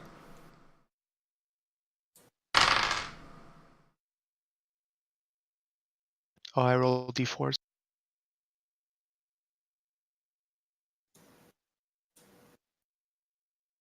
Okay. Halavar actually wins that round with the high pair.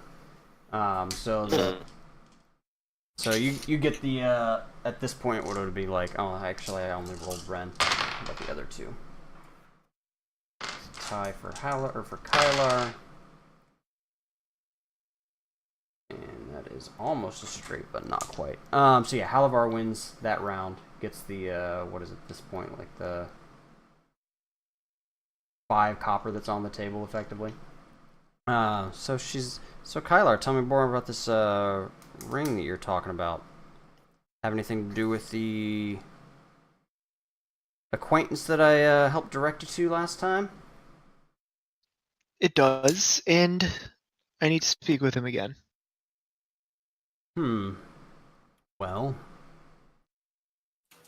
sure that could be arranged a little bit later. Still enjoying my evening right now. It's just getting started, really. How much later are we talking, Ren? Gotta give me an hour at least. Gotta get a little bit of drink in me. Why don't we meet up same time tomorrow? We'll both get some rest tonight and enjoy our evenings. My evening starts the same time every night. Then I'll meet you 2 hours after tonight. I could do that. A certain person of standing questions either of you, and she looks more towards you when she says that, Halavar. Says, we'll have to figure out, where I actually was, if you catch my drift. Indeed. And she deals, since you guys are still sitting there, she deals you guys back in. Tim and Celissa, Tim, Celissa, and Becky, what are you guys doing at this point? Like, you see that you guys all walk into the bar, and Kylar and Halavar pretty much walk straight over to a table, get 2 guys kicked off of it, and sit down and start playing cards. Is this a game people cheat at? It's a game that probably could be cheated at, but you don't know that it doesn't seem to you like. I mean, if you were to deal. Yeah, you don't see any indication that they are cheating. If I have to detect lies on it, if I look for people who are chaotic, they're probably cheating.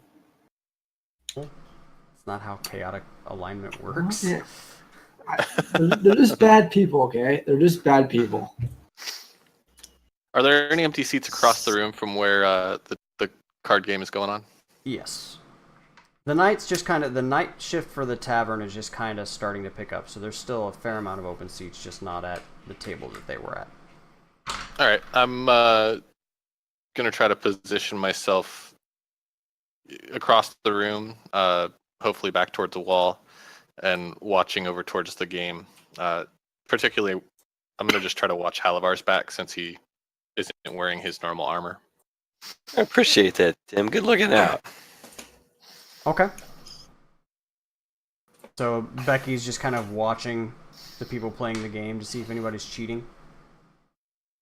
Yeah, okay. I mean, I'm actually more worried about Kylar cheating than anything else.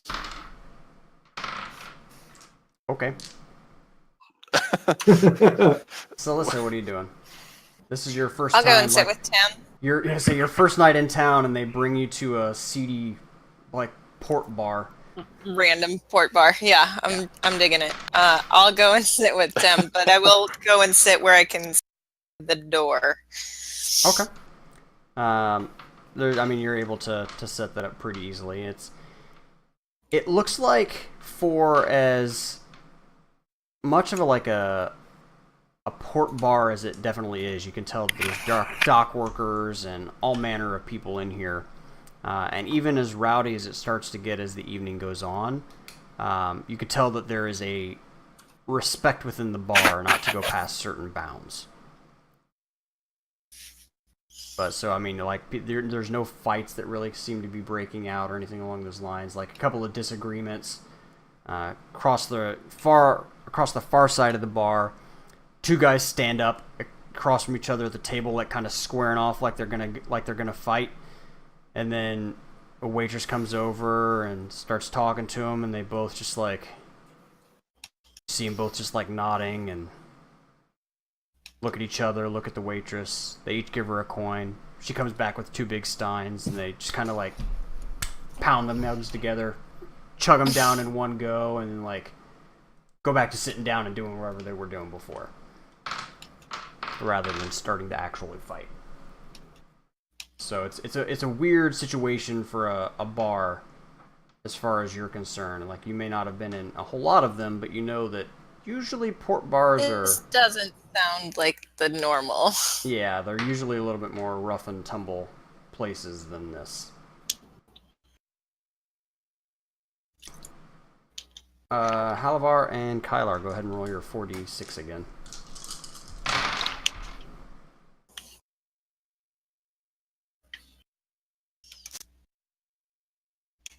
I got a straight. Got a straight. Nice. Nice. Well, Lavinia also got a straight, and hers was 3, 4, 5, 6. You mean Ren? Balls. Ren, sorry, yeah. What did I say? Lavinia. Yeah, Ren, sorry. Okay. So Ren throws down her cards after you throw down your straight. She throws down hers and shows a higher straight. The guy to your right throws down his cards and he's just got trash. The guy to her left throws down his cards, hits the table, and it's just a full dragons. Just all across the board, full dragons. She takes 1 second, looks at him, looks at the guy to her right's cards, and then just out of nowhere, in a blink, there's a dagger slamming down onto the table between the fingers of the guy to her left. Leave. And he just gets up, starts to reach for his coins, and she just slowly nods her head back and forth, and he just kind of backs away and then leaves the bar. Did you catch that one, Becky? So yeah, Becky. What? Yeah. No, fuck. Wait, what? So Becky, you catch this, like, you're watching intently and you're mostly focused on Kylar. But you see this, like, all kind of unfolding very quickly, right as you're about to, like, point out to somebody, hey, that guy's cheating, is right when you see the dagger just, like, slam down onto the table. And a couple of heads turn around the room to look and see what's going on. Lavinia kind of sits up a little bit straight in her chair. Guy leaves the bar. Ren puts her dagger away. And bar goes back to normal. Ren reaches out, picks up his cards, shakes them a couple times, throws them down on the table, and they turn to, like, all fours. Shakes them a couple of times, throws them down on the table, and they turn to 4 generals. Fucking cheat. And she just rips the cards in half and throws them on the floor. Anyway. Well, I'm glad you and I are on the same page, right? Yeah, it's a good place to be. But yeah, so she basically agrees to meet you later tonight, like a couple of hours after she's done getting her drink on and getting people out of their money. So it's a matter of just like if there's anything else that you guys want to do for the rest of the bar evening or the rest of the night while you're waiting for that time to come around. I guess, in the course of conversation, I make mention of, I'm thinking about after I get done here, hanging back out over at the rooms I've rented at the insert name of in here, just dropping hints on where I was going to be in case she would like to rendezvous later after her meeting. I thought you had I'll your pat own... him on the back, and you have fun with that, buddy. I'm gonna head out for about an hour or so. Ren, I'll meet you back here in a couple hours. Sounds good. See you then. And at this point, I'm actually gonna go back to one of my apartments or safe house and leave the ring there and not bring it with me. Okay. Are you stashing it somewhere? I imagine in your place you've got like a couple of hiding places that you use, or you're just like kind of throwing it in a drawer. Yeah, so I actually have something set up within my room where I keep my weapon. And it's a false drawer that instantly incinerates if opened improperly. Okay. So like a spell, like a purchase spell, kind of along the lines of the tooth that he had in his Gladshim had, but like more contained to just destroy Exactly. the drawer and its contents. Yep. Okay.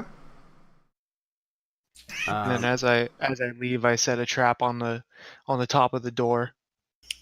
It's a little hair that when falls onto the trap, it releases a needle into the doorway. like a shoots a needle. Needle with a little bit of numbing poison. Okay. All right. I like the details. All right. So I mean, unless anybody else is doing anything specific, the night just kind of transpires: food, drink, card games, everything along those lines. And she just kind of sits there and she plays cards with you for as long as you're going to sit there. Halavar, she never once throughout the night says your name. Right. Yep. But she acknowledges what you mentioned about your rented room. So that's pretty interesting. Know right where that is. Okay. Yeah. That's all I was doing, just making sure that was established, and then whenever she goes to do her meeting with Kylar, I'll end my evening too and start my next portion of my evening. Okay. After her meeting. All right. And then anybody else doing anything else for the rest of the evening? Nope, nothing.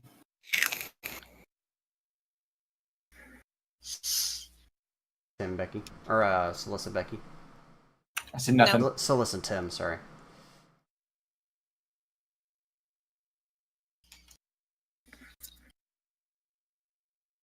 I guess that's a no for a Tim. I'm sorry, I had my mic up. No, as the night winds down, I'm just going to go back to my apartment. Okay. All right. So, Kylar, you go about your activities, make your way to your apartment, set your stuff up, hide the ring away, idle away some time in the streets, doing roguey activities, but within the law as far as you're concerned. And you meet back up outside the Drunken Fish. Right about the same time that you get there, Ren is walking out the door and starts kind of looking around for you. Ren, you ready? And she just kind of walks over and falls in step with you and leads you back to the doorway. Walks up, gives their special little knock, waits a couple of seconds, and then lifts up her pant leg, shows off her tattoo. It glows again faintly, and then the doorway kind of phases, or the wall behind the doorway kind of phases to allow you guys to walk through, and she again motions you to go forward so that it doesn't close on you after she goes in. Leads you inside and guides you through the hallways, which seem to be different even from the last time that you were here, and takes you back to the guild leader again. Before as she was knocking on the door, can I roll a perception check to kind of get an idea of what the knocks sounded like, or if there was any kind of, 3, 4 taps, anything like that? Yeah, you can go ahead and make a perception check to see if you can catch the preciseness of it.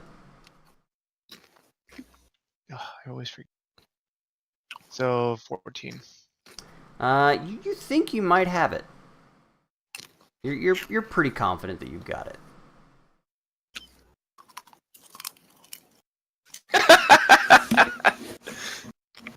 But Okay. write down. So- You don't have Skype, so you couldn't see that. I was shaking my head no. You're pretty confident that you have it, but meta-wise, you do not.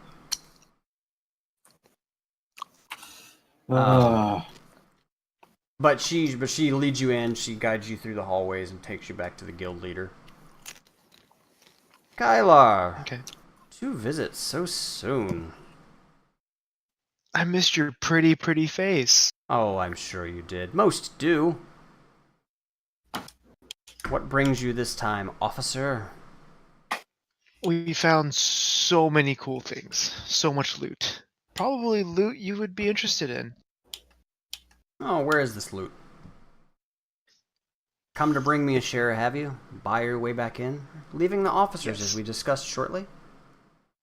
Yes. Here's the deal. So the officers and I kind of took it upon ourselves to go on a mission of sorts, nothing sanctioned, and came across this cave system. And unfortunately, the other officers didn't want to follow me into it, so I made my way through and came across maybe 15, 20, or 30 of good old Gladsheen's lackeys. And there was a shaman in there doing some kind of ritual summoning, and I could only get so close, and it looked like his hand was burned, and he had a single ring on, and it seemed to cause him to flicker in and out of existence while he was summoning or casting.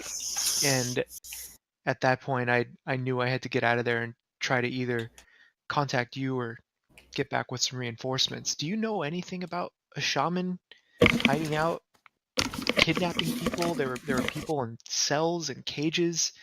It looked like dark magic of some kind. Roll a bluff check. Damn it. You got this. 20? Oh, tell me more about this shaman. I mean, I couldn't get too close. He was a gnoll, and he had someone in a cage next to him. It looked like one of his prisoners, but he also had another area filled with prisoners who I couldn't even see into it, human and all. And where he was, he had some weird looking orbs on a pedestal, and I swear it was the same shaman that had kidnapped me quite some time ago, but I couldn't You be sure. got I didn't wanna get kidnapped too by a close. shaman. It wasn't the best day. Oh, It Kylar. it was Kylar. rough. It was rough. Do you remember days when you first came to this guild and all the things that I taught you? I'm pretty sure that one of those things was how to lie. And it seems you've forgotten that. About which part? The getting kidnapped part? No, everything before that. I 100% believe that you got kidnapped by a shaman. It's the rest of your story that doesn't ring true. Oh, Boom. That in fact So sounded like one of the only 100% true parts of everything that you just told me. no, well then you didn't listen. shit. I believe that there was a shaman. I believe that there were, other people there, and I believe that you saw some things. I don't believe the part that your other friends didn't follow you in. I don't believe the part where you left out the fact that You had no engagement with any of these people in the cave or the shaman himself? Your story's full of holes, my boy. I taught you to lie better than this. Try again. I don't know if I need to try again. I mean, if you don't have any information for me, I don't have any information for you. I didn't ask you here. You came of your own free will. I did. But judging by our last conversation, it seemed like you were very, very interested in something you couldn't get your hands on. And I have that something. I'll be honest with you. I, Adam, do not remember what that something was. He wanted he wanted the rings. Oh, right.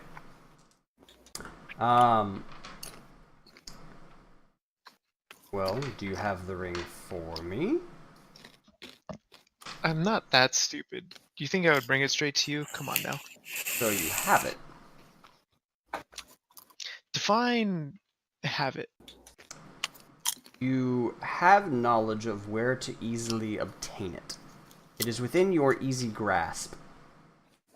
I wouldn't say easy, but it's within some sort of a grasp.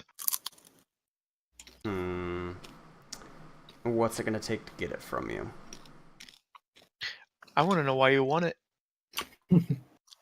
Magic rings are power. Wealth. I have a magic is ring power. right here. You see this ring? I don't have to eat. I don't have to sleep. I like eating. God. I like eating, and I'm a fan of sleep. I sleep rather easily. Quite in fact. I feel like $1,000,000 all the time. It's fantastic So for this you. ring is powerful. This Yeah, ring that is ring magical. that ring is mediocre. So there's I can- definitely something about this other ring that you want. The rings you're are, shall I say, fabled. So Supposedly there's a collection of them, and the collection of them wields whoever has them with a large amount of power.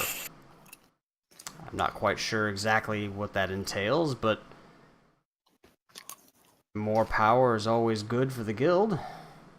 and I'll kind of lean in, and I know exactly what kind of power it is. Really, and how would you know that with your story full of holes? The only holes were in the shaman. I see. So you encountered this shaman, and you bested him by some means, I take it? I mean, I know you were an apt fighter, I don't mean to insult, but you say that he was also surrounded by other fighters of his ilk. I have my ways. All you have to know is he's dead. And we know exactly how strong those rings are. I just want to know if you have any use for them, besides you just being greedy as hell. Without knowing what the actual... Like I said, to me they are simply fabled. There's been many a person who's tried to collect them over the years. But what precisely they do isn't known, really. Just that they go Let me ask together, you- they have power. Do you enjoy running your thieves guild? Oh, quite. Do you enjoy the power that comes with it? Significantly. Where are we located exactly? How close to the capital are we? How close to the center of everything are we? Ah. To the center of the town, you mean? Yeah. How centralized is your guild hall? Not remotely? Because I'll tell you this. If you cherish your guild hall, you're gonna want to find those rings before I find them. Because if Is that neither a of us find threat, my boy? that, oh no, it's a precaution. If neither of us find them, then we can expect most of the town and your beloved guild hall to more or less burst into flames. So that's the thing. Not likely. We're, Well, we're they no are lo- fabled rings, aren't they? we're no longer. There have been changes to the guild hall since last you were here, and I'm not sure if you've quite picked up on them. We're no longer the bunch of city rats hiding in buildings below the city level, or rooms dug out of tunnels in the sewers. This guild hall exists apart from the material world. We are in our own space. We have access points and exit points to many places. You're This gonna have hall access is points no and entry points danger. to rubble. Dude, you should not become a cop. You should have stayed with these guys. Yeah, right. What are you hanging out with us? This guy's clear like rolling in money. Our reaches far exceeded that of which you were accustomed to. We are in no danger here. Dude, Even can we join still- you? Can we get an application? You won't have anything to roll over. Well, if it's as you say, and the town will somehow be destroyed, we'll be safe here, and we're the only guild that would be, so the rubble, as you say, would be ours, and we can do with it as we like. With comfort and no opposition. I don't wish this town harm, but it's no threat to us. Is there While that may a be point true- or a question somewhere in your statements? There are 5 rings. And if any of your guildmates have them, your guild might not exist within itself. They will destroy your own guild from within. Keep that in mind. If So any you of just my might guild wanna- members had those rings, I would have those rings. I have a ring, but I'm not part of your guild. That you're not. What? Well, if you don't have the information on these rings for me, then I'll be on my way. I haven't asked any questions. I don't know what information I could give you if I don't know what information you're looking for. You asked if I'm we have the looking rings, for and the these answer fabled is rings. no. Do you have any leads that I could perchance help you with, assist you with? The price, of course, would be the rings being in control of the guild, and we are no direct threat to the structure of the city. I'd be willing to help you track them down if we obtain ownership of them in the future. That's something we're gonna have to think about, because I know how far your guild reaches. But for now, I'll see if I can find them on my own. Fair enough. Next time, send a messenger. Ren is not your private escort. Oh. She seemed pretty happy about it. She seems complacent with it, and I allow her some freedoms. Her status outside of these walls and her usual haunts affords us some access. She is among our welcome and favored, but she is not to be used lightly or for whimsical access to our guild halls. We afford you access unhindered and harmed because, well, much as we have parted, I still have some guildly affections for you, and my offer is still always open to you that if you wish to leave your flight of fantasy with your special investigative forces and return to the guild, you are welcome. For a fee, for a price. But again, That price is one of those rings. all of those rings is the price for helping you find them. But no, that's not the price to buy back in. Leave the officers permanently, publicly, and help us with a couple of jobs, and you would be back in the guild. That is your price for returning to our humble group. But I stress again, do not use Ren to gain access again. Send a messenger, and if it is deemed fit that we should speak with you regarding a matter, we will see you let in. So how do I send a messenger to you if you're in some weirdo realm? Ren surely is not the only street rat left known to you. Ah, noted.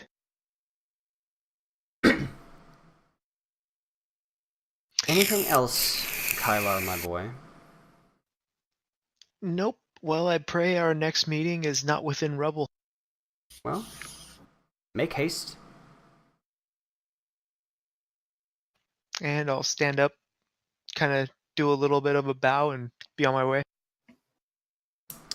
Alright, you're heading out, and you just kind of like he's mostly straight faced, but he's got that just ever so slight grin the entire time that you're talking. And as you're leaving and you turn the hall, like he just kind of glance back over your shoulder right as you're making the turn out the door, and his smile just kind of widens as he looks down at his books and just like it's not like a that boy's an idiot kind of smile. It's like a oh Kylar, and he just goes back to writing whatever notes he was writing before. What a jerk. But I still like him. Pretty much, yeah. And that's kind of what he like. You could tell that's the kind of smile that he was giving to. Like you'd seen the smile on him before. It was more of one of like a no resentment or anything like that in it. No malice. Just like a he has to do what he has to do for the good of the guild, but he still finds you entertaining, and he knows you were a good thief for the guild. So at this point, I'm assuming it's kind of late. Yes, at this point, like by the time Ren was done, at this point it's maybe 1 o'clock in the morning. Luckily, you don't need to sleep. I'm gonna do one more thing before we move on to the next day. I'm gonna go back to my apartments and grab the ring. Okay. And how far from my apartment is like the outskirt of town? Probably like if you're gonna walk it, it's probably we said your town or your apartment was like in this area, or did we say it was over on this side? I think it was on the west side. Yeah, that's what I thought as well. So walking wise, it would take you probably a good 2.5 hours to get out to the fields. 3.5 to get like actually outside of the town as a whole. What's the distance from the apartment to the fields? 2.5 hours walking distance.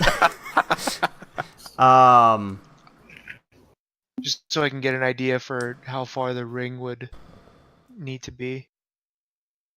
To the outer edge of the field or the inner edge of the field? Like just right outside the gate. Well, there's not really a gate for the town. The town's not gated. So we'll say to the outer edge of the field. Okay, so like you're heading like completely outside of the range of the town. Yeah. I'd say maybe God, how far can you walk in 3.5 hours? It's about 10 miles. 10 miles, yeah, like 10, 11-ish miles. God, I can't remember what the distance was for the rings. Much shorter than that. Feet, Yeah. not miles. Yeah, no, It was 80 feet, like right? 80 feet, yeah. 80 feet for destruction, 100 feet for alignment check. For alignment check, yeah. Okay, so I'm gonna go to right to the beginning of the fields, and I don't need to go that far. Okay.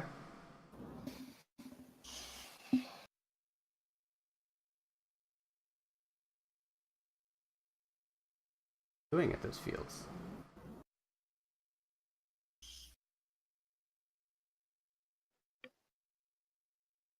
Paul. Oh, did I cut out? Yeah. I'm gonna walk out to the field and I'm gonna slip the ring on and see how it reacts. Okay. I mean, you put the ring on and nothing happens. I have no way of knowing if it activated or nothing happens to it. I don't gain any bonuses or I don't see my body blinking in and out of existence. Nope. As far as you figure, there's a way that, like, it has to be activated. Tim could probably tell you how to do it, but you don't know offhand how to activate the ring. Then you'd have to admit that you have it. Oh, they already. already He did. already did. Oh, okay.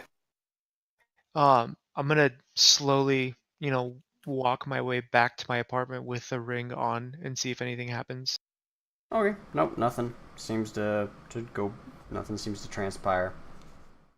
Okay. Nothing goes boom. All right. Well, then I'll let it continue to the next day. I'll just retire to my apartment. Okay. All right. Anything that you guys are doing the next day? I mean, we are just gonna have to kind of take it day by day because you guys have about 2 weeks before the Shining, so it's a matter of literally of days before events start to unfold. So Ooh, we gotta do some shenanigans.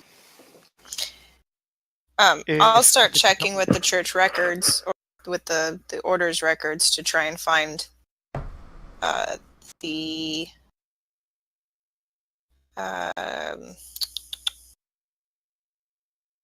the cleric whose spouse left. Ben, did your camera And freeze up? then Oh, is my camera frozen? Yeah, your camera's like it's on your picture or not actually active or something. You guys are frozen too. 1 second. That's Um, right. I forgot about the guy that had left because his wife was killed or something. the spouse left with the child due to life choices. So okay, so where are you going to find out about this? You're gonna go talk to the clerics. Gerald. Yeah, You're gonna Gerald. talk to Gerald. Okay. All right. So Gerald is kind of sitting behind his desk. This is the You'd next probably morning. love a pastry. This is the next morning, I'm guessing. Are you just Yeah. coming like straight down from your room and then going over to talk to Gerald? Yeah, inquiring about finding some people that were connected with the church in the past recently. Oh, Lady Celissa, good morning. You came in rather late last evening. Getting to know the town, get my bearings. Priestess was worried about you.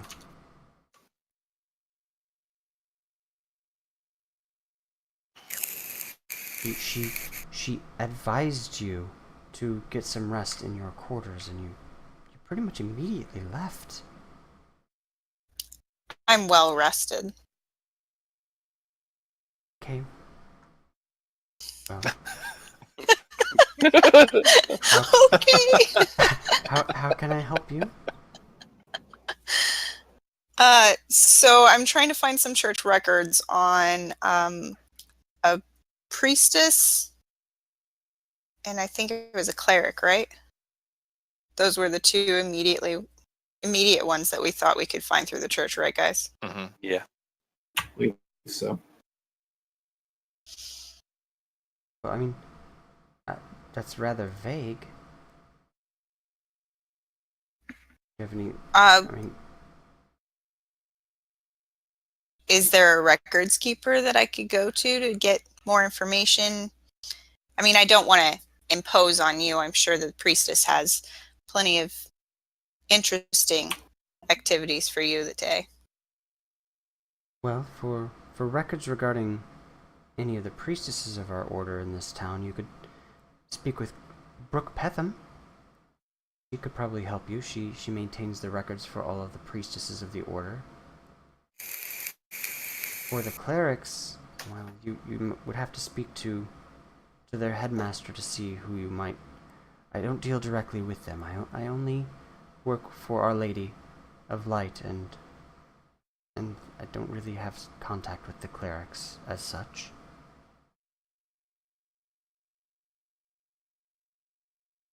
And where can I find these? What was the other name? I'm sorry, I was trying to take notes. Brooke Petham. Got that one. Oh, he And the didn't. gentleman. He didn't have a specific name for the clerics, just their headmaster. Okay. I mean, he directs you that Brooke can be found in their records hall, which is in the same tower that your quarters are in, but up on like the 16th floor. Yay, no elevator. It's okay. I'm well rested, remember? That's right. Yeah, so he directs you up to speak with Brooke. Brooke. Okay. I'll go see Brooke. Okay. So you go up to Brooke, up to the records hall area.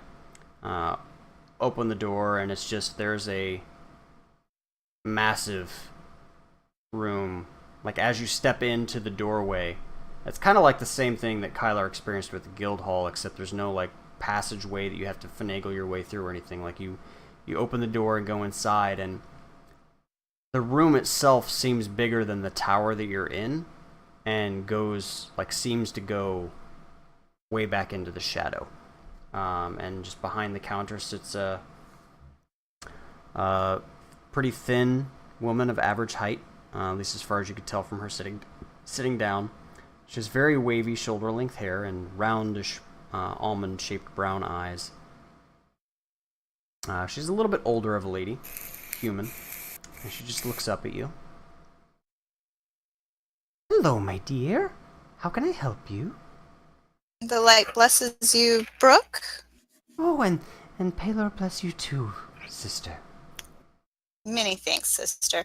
I'm looking for some information on priestesses that may have passed recently, specifically in the childbirth bed. Oh, recently? Within the last 20 years? Well, that's not exactly How many priestesses could really pass that long? That's not really what I would call recent, dear, but the circumstances that you mention are pretty specific. That might narrow it down a little bit. It might take me a while to find the research across that span of time. Our books are kept, by year, not by incident. So I'll have to go back to all the priestesses that we've lost over the last 20 years and find the ones that meet your criteria. How soon do you need this information, and if I might ask, for what purpose? It's a research project I'm working on. Out of character, guys, did we actually, I don't remember off on notes if we had a time frame that this person was lost. Mm-mm. Out of the Knowles notes. I don't recall there being any times. Okay. So it's, narrowing it down to 20 kids still miss the priestess Good. if it's an older gentleman. I think you're pretty safe, though. I think it's 20 a good starting is point. a safe starting point. Yeah. Okay. I just wanted to verify with the group. Okay. As soon as possible, if there's anything I can do to help. Well, you could come behind the counter, dear, and help me look through the records. Perfect. Will do. And she just gets up and kind of slowly meanders her way over to a gate and opens it up and ushers you back behind the counter. Excellent. We don't normally do this sort of thing, but you're a new face, and you look rather friendly. Why, thank you. You couldn't have gotten up to here if you weren't a sister of the Order, so it should be okay. You start with the most recent years, and I'll start with the oldest, and we'll work towards the center. How does that sound? Sounds like a brilliant idea. Alright, so you guys are going to be spending some time looking through records. Yeah. So, anybody else for today? What are you guys doing? Tim, we want to check with your dudes about the spear thingy. About the spear thingy? Sphere thingy. Spear. Oh. You want to go check back with Brayden? Sure. Well, it's only been a day, and I It's only been. Yeah. It is a shiny toy with an outer worldly crystal powering it. Maybe he pushed that to the top of the list. Yeah. Well, they don't have the crystal, so. Oh, okay. But yeah, if you want to go talk to Brayden, I'm happy to take you. Sorry, guys. Am I with the party right now? Are we all together, kind of? Well, this is the next day. It's the next day. It hasn't really been decided who's met up so far. Okay. Like Well, it's kind I'll of just say that I woke up and, well, quote You got- unquote woke up, and I'm gonna try to find the guys. you guys did have established a while back that you guys have a routine to generally, unless there's something else major going on, to meet up because you guys all work together specifically to meet up at like a regularly scheduled time. So I mean, it's easy enough for you guys to say Okay. that if you wanted to have met up at a specific time to kind of compare notes and see what you guys are going to be working on throughout the day, that is acceptable kind of behavior without having to track each other down. Okay, perfect. So as after we left, I didn't mean to cut you guys off, but I wanted to let you guys know before we make any other decisions. So guys, last night I went and talked to some old friends to try to get some answers, and they couldn't help me out. I couldn't help them out. And I kind of took it into my own hands. I took the ring, knowing what we know, and went out of town and slipped it on. Nothing happened. Didn't get any phasing. I didn't get any glow from it. I didn't get anything from it. So I took the ring and I kept it on and walked back to my apartments thinking that something might happen as I'm walking into town, and nothing happened. So there might be a way to activate the ring if we needed to, but I have no way of knowing. So Tim, I don't know if you want to look this over, and I mean, I would trust only you with it, really. This is with us all together again. Yeah, before we had gotten split Sure. up, yeah. Sometime didn't- throughout the morning Yeah, when I we get didn't- together for my Exactly. Well, this would potentially. I don't know if you guys have integrated Celissa into your guys' morning ritual or not so far. And then because Celissa, you were saying that you were going straight down and talking to Gerald about looking through the records. So it's kind of up to you guys on if you would have integrated Celissa into your morning routine so she knew to meet up with you guys, or if she was just expecting you guys to come meet up with her. I guess to be honest, I guess at that point, since it's only been one day since we've gotten into town, we didn't mention it the day before. So it would be, I mean, would we meet up and Celissa would be at the tower already? Well, the only thing I could think my of would rooms be are at the tower. Right. if Halavar invited because they have a Palor connection kind of deal. So I don't think we would have honestly, thought to like in the morning. my character would probably, at the moment we met up, would probably notice she's not there and be like, "Ah, shit." Well, we probably ought to mention the meetup schedule. I'll mention it to her when I see her later today. That's She kinda seems weird. like she'd enjoy brunch. Yeah, I'm sure she's in the tower, so she'll be easy to find. But yeah, I honestly feel somewhat guilty about that. Yeah, we'll have to fill her in about this whenever we see her, so she knows what's going on with the ring as well. Okay.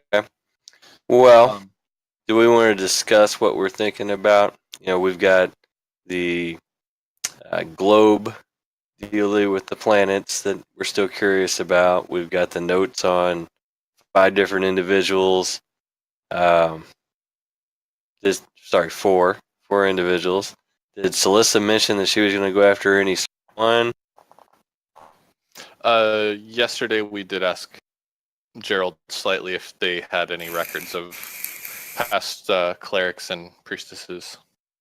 No, she probably wouldn't have a whole lot of luck with the clerics being a priestess. Maybe I'll take that one later. All right, and then and then Kyler was asking Tim about the ring when you guys first met up. Yeah. I'm just kind of like.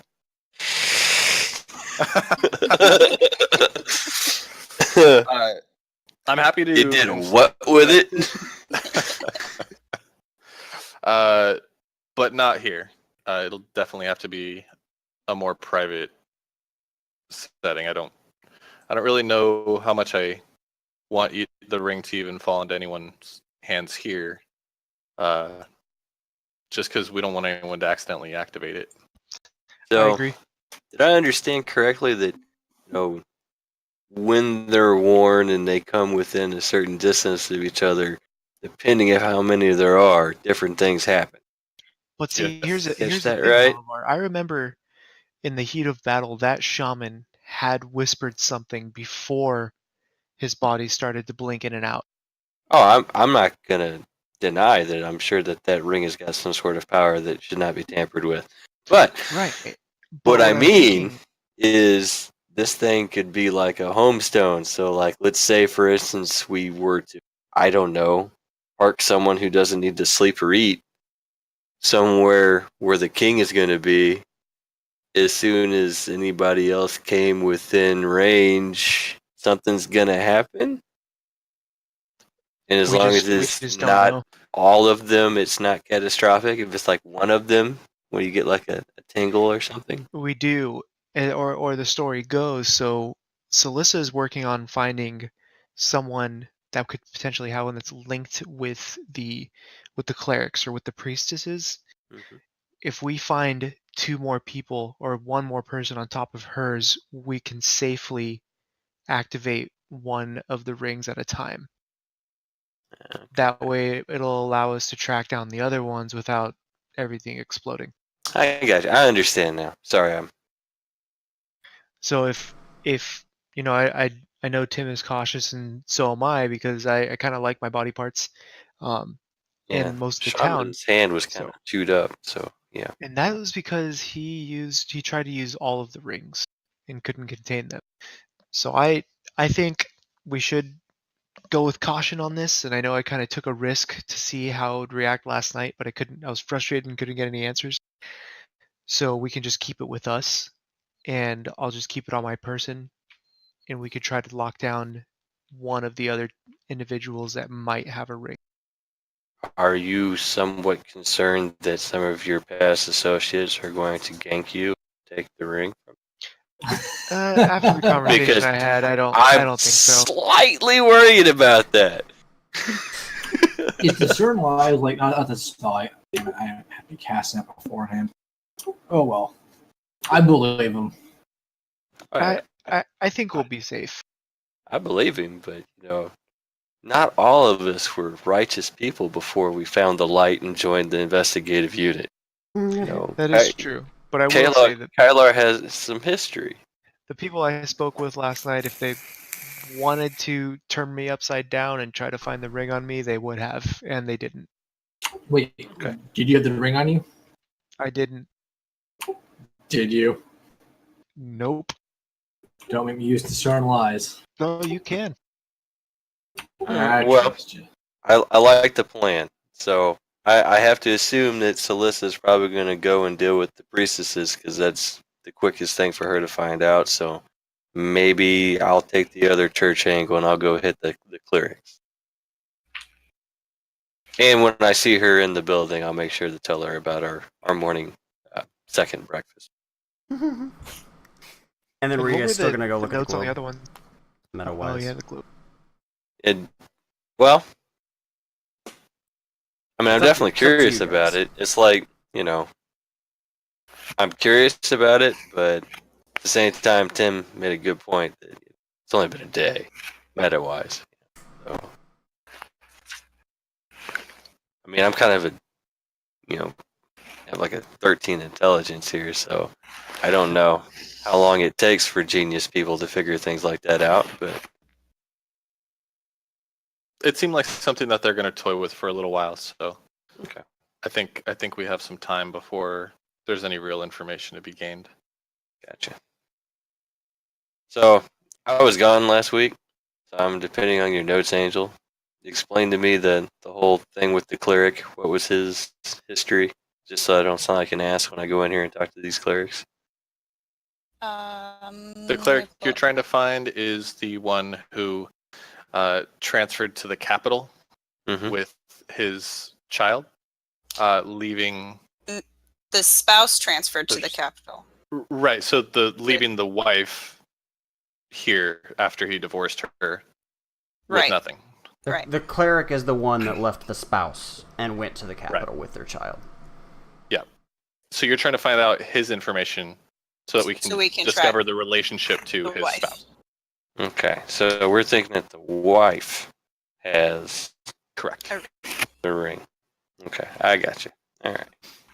So Okay. since that's the task that you're on, I'll read you the personal notes about that Yeah, person that okay. the shaman had, just so that you personally are retro informed since your character was there. Okay. So he has notes about a female who, her ex-husband, who was a cleric of Palor, decided that he could no longer be with her due to her habits, her attitude, her job, her overall manner, and the manner of living a life that conflicted with his views and love of Palor. And due to the dangerous nature of her job, he also took custody of their child so that the child would be safe, and left for the capital. And so she, her grievance with Palor is that if a servant of Palor could do such an evil thing to her, how could Palor himself be any better? Okay. The shaman also notes that this person works every day to better herself in hopes of reuniting with the child at some point, but he believes that she secretly doubts it'll ever happen because she thinks that Palor will keep them apart. Okay. Okay, right. so Halavar is heading off to go talk to the clerics. Becky, is there anything specific that you're wanting to try to accomplish? No, not really. Okay, who are you gonna follow around, or are you gonna go do your own thing, or? I'm gonna follow around probably Halavar. Okay. And then Kyler and Tim, what are you guys gonna be doing? I want to see if we can. God, there's no one else we can really try to track down, is there? The other people were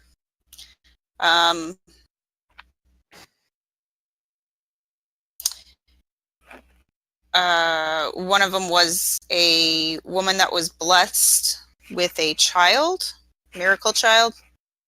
Devil Jesus. Devil Jesus, yeah. Devil Jesus. The other one was a devout follower, and his daughter died from wasting disease. Because the clerics of Palor couldn't save her. Right. And I have some kind of name written next to it, but I don't remember what the name refers to. And I probably wrote the name wrong, so... Parasma. What was that name in reference to? That's the name of another god that was perhaps involved in her situation. Oh, yeah. Okay. The god that started to heal her, I think. Correct.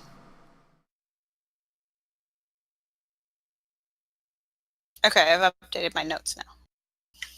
Now I know what that's in regards to. Yep.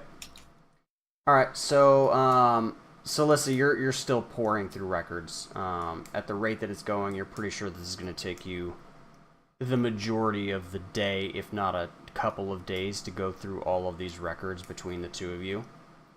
What was that spell, the fast reading spell or something like that we had talked about a couple weeks ago, guys? Anybody remember? That was actually a feat that you could take Is it multiple. feet? It's a feat, yeah. Yeah. Yeah, you'd have to take that on one of your levels at the point where you can get feats. Yeah. In place of a stat bump. No, thank you. You could do that next level and forgo a stat bump and take a feat instead, but... So yeah, it's gonna take you a while, but even between yourself and Brooke to go through all of these records. So, Halavar and Becky, you get to the clerics area, and I think we're getting a Vape Nation raid. Not sure if Vape Nation's another stream on here, but we got a couple people coming in and throwing in some Vape Nation emotes. Awesome. So Vape Nation, welcome. Halavar and whoa, got cameras freaking out all over the place. You guys get to the cleric area of the temple, and Halavar, you've been around long enough to know that you need to speak with Dell. He's kind of the records keeper. Okay. They say, sick vape, go bigger, fatter clouds. They're talking to you, Jesse. So they say they want to see a fat rip. But yeah, so you know that you have to speak with Dell. Ironically, because you're a cop and you have to speak with him, his last name is Outlaw. It's on the paper. Dell Outlaw. Go random number generator. Yep. Yay. He's a plump man. Droopy eyes. Bright blonde hair, though. Pretty caring attitude. But that's the person that you need to speak with if you want to track down any records on clerics. Okay. We will go ahead and find Dell Outlaw. All right. You're pretty sure that you know where the records hall is for the clerics. So, you head on over there. Drew's just kind of hanging out in his office. And, Alabar, my boy. Been a while since I've seen you. How can I help you? Hey, Dell. Yeah, we've been investigating some things and came upon a couple of questions that we thought you might be able to help us with. This is going to be kind of a wild goose. Feel free to work on this with me as best you can, but what I'm looking to find is records of any past activity where someone may have brought their daughter in to try for a healing for wasting disease and wasn't able to actually get that to happen. Like, we weren't able to help the child. See if we have a record of that going on. And another situation would have been a cleric that transferred here to the capital with a young child. Away No, from away. here to the capital. After Here- divorce. Okay. Yeah, so we had a brother that was here who was married, got an annulment, divorced his wife, and then moved away to the capital and transferred there with the child. Oh, that's scandal. Oh, so that one seems like you heard about. Yeah, that one's not too far back. That's there was a big to-do about that. His transfer went pretty smooth. He was a great guy, a devout follower of our Lord of Light, but pretty unusual for such a man to leave his wife. She was none too happy. Sour attitude ever since, if you ask me. That's kind of what I gathered. You don't happen to remember the name of these people, do you? I do, but I don't want to spread rumors. What do you need to know this for? It's not about our brother. It's, as you said, he always struck me as a good guy too, from what I've heard, but I can't place the name anymore. It's actually about his ex-wife. Well, if the name strikes you, then you should know who you're looking for. I can't remember the last name, or I can't remember his name. I just remember hearing about him. Well, it's... As you said, it was kind of a scandal, but, we don't really like to talk about things like that. But again, it's for the investigative unit, so I gotta kind of dig it up. Well, that would be Dalewin Marwind. And, let's see, Marwind. Put it together. Put it together.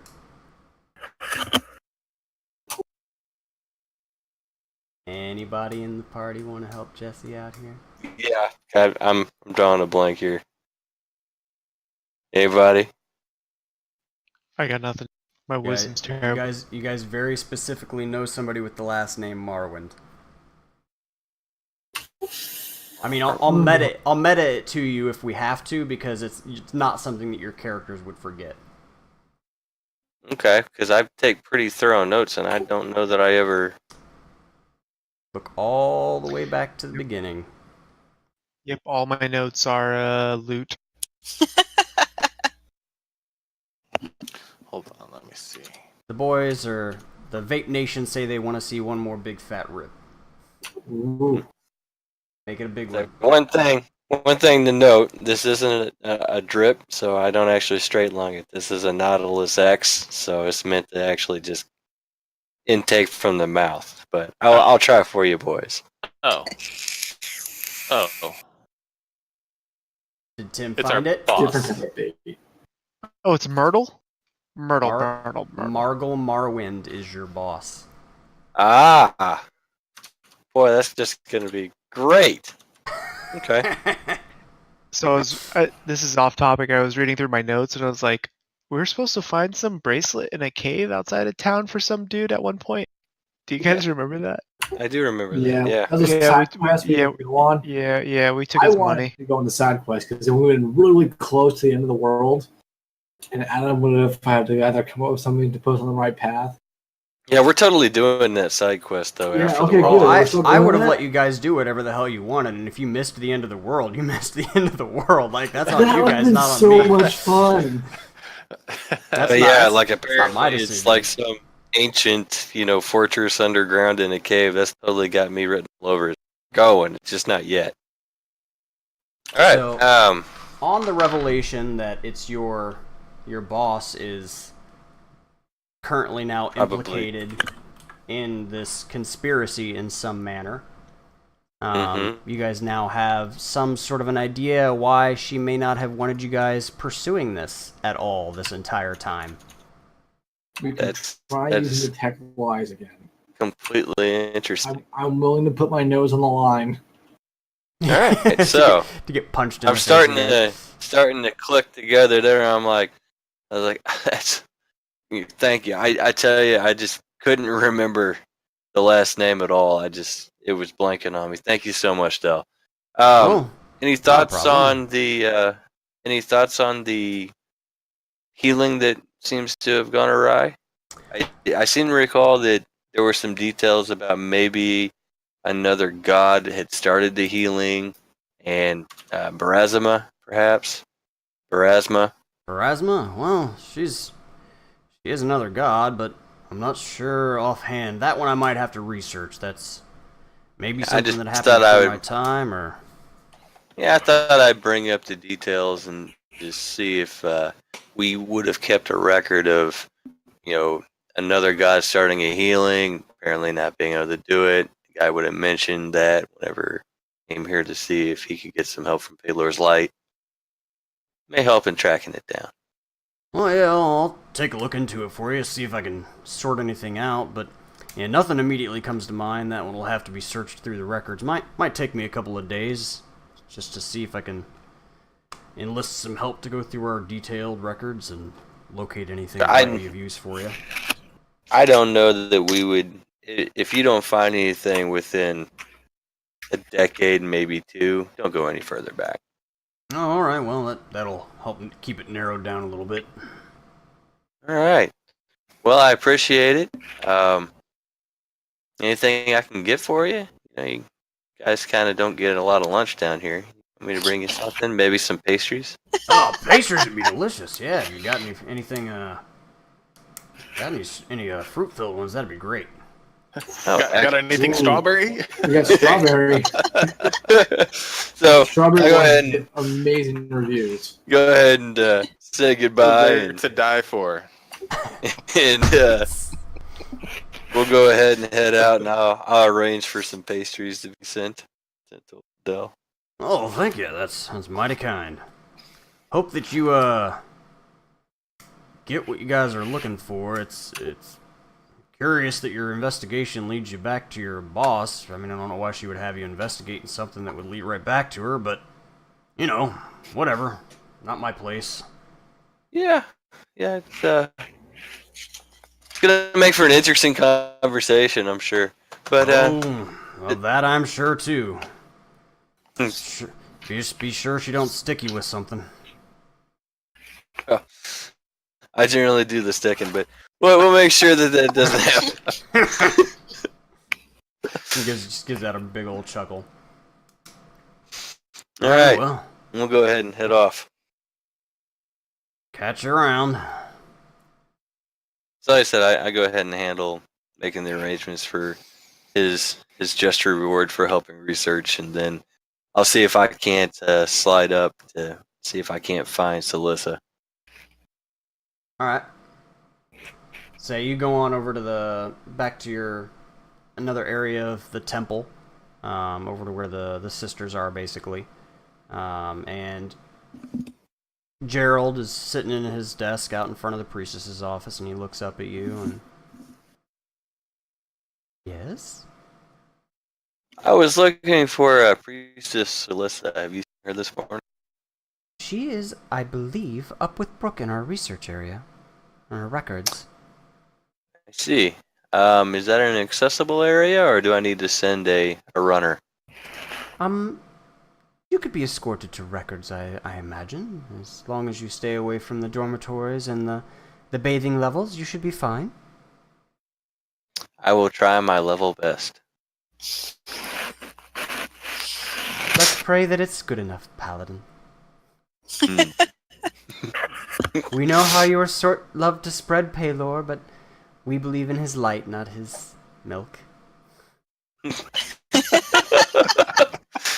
Alright. I guess I'll wait for an escort to arrive and... Yeah, he basically leads you over to the entry door and then has one of the internal people guide you upstairs. How you doing, sister? Could you be any more creepy? Never Also, mind. Don't answer that question. Was that a challenge? Never mind. Yes, it was. So I want to throw out a quick thank you also to Vampire Kitten for throwing us on her auto-host list. She's just auto-hosted us for around 5 people, so guys, welcome over from Vampire Kitten. It is pretty close to the end of our evening. I know that you were auto-hosted over here, but I thank you for joining us anyway, and hope you're having a great night, and hope you guys had a great stream with Vamp. How you guys doing? But yeah, so they lead you up, and the sister, she walks very upright next to you. She doesn't really take at your advances, so to speak. Just kind of sticks to herself and leads you up to the 16th floor. It's a nice long walk. She doesn't really say anything to you the entire time you guys are walking up there. And she leads you to the entrance door to the records hall. Roll a... let's call it diplomacy check.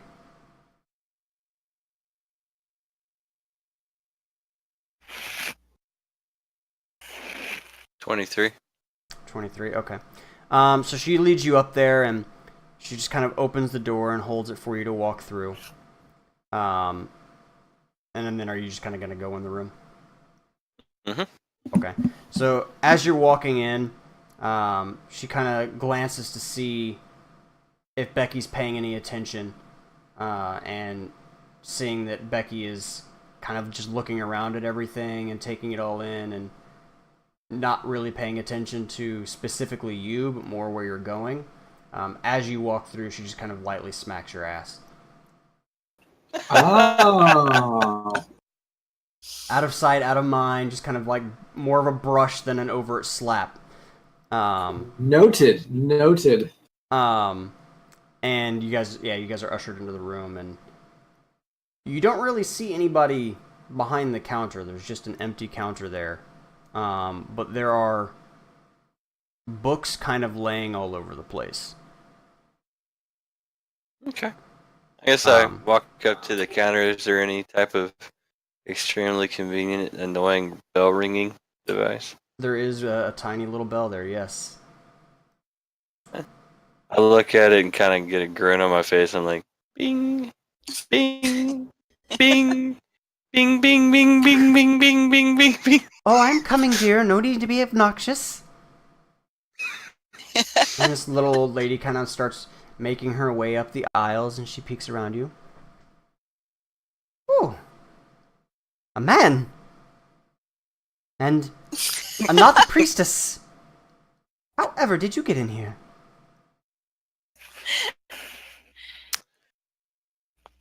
She makes her way up to the counter. Can I help you? I was directed here to find Priestess Alyssa. Oh, Priestess Alyssa, you're with her. 1 second. Alyssa!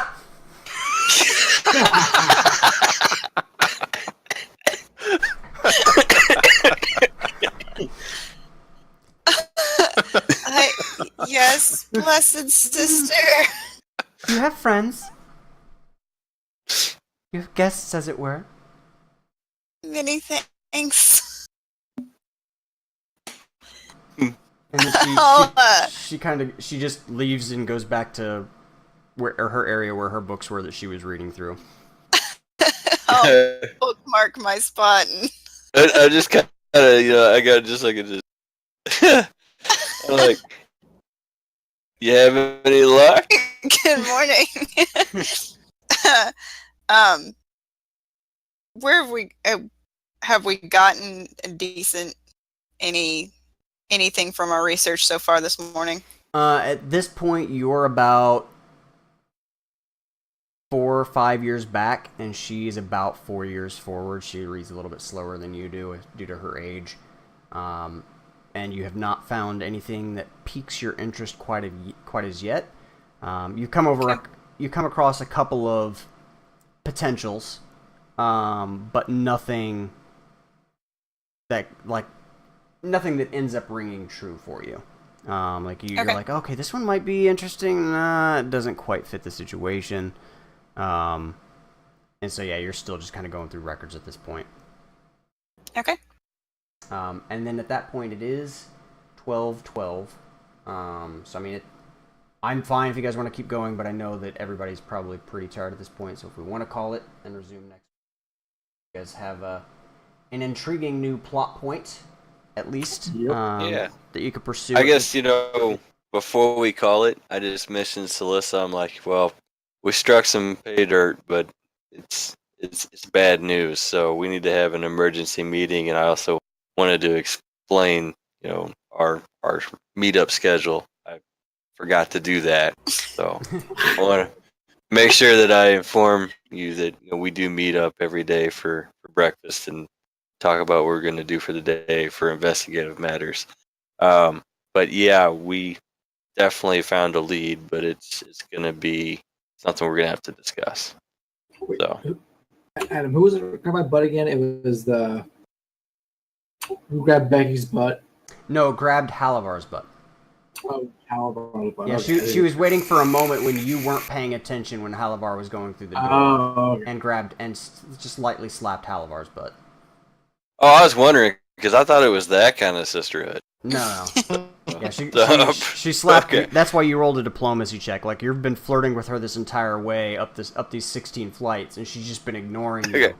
But she wasn't ignoring you. She was just being sisterly.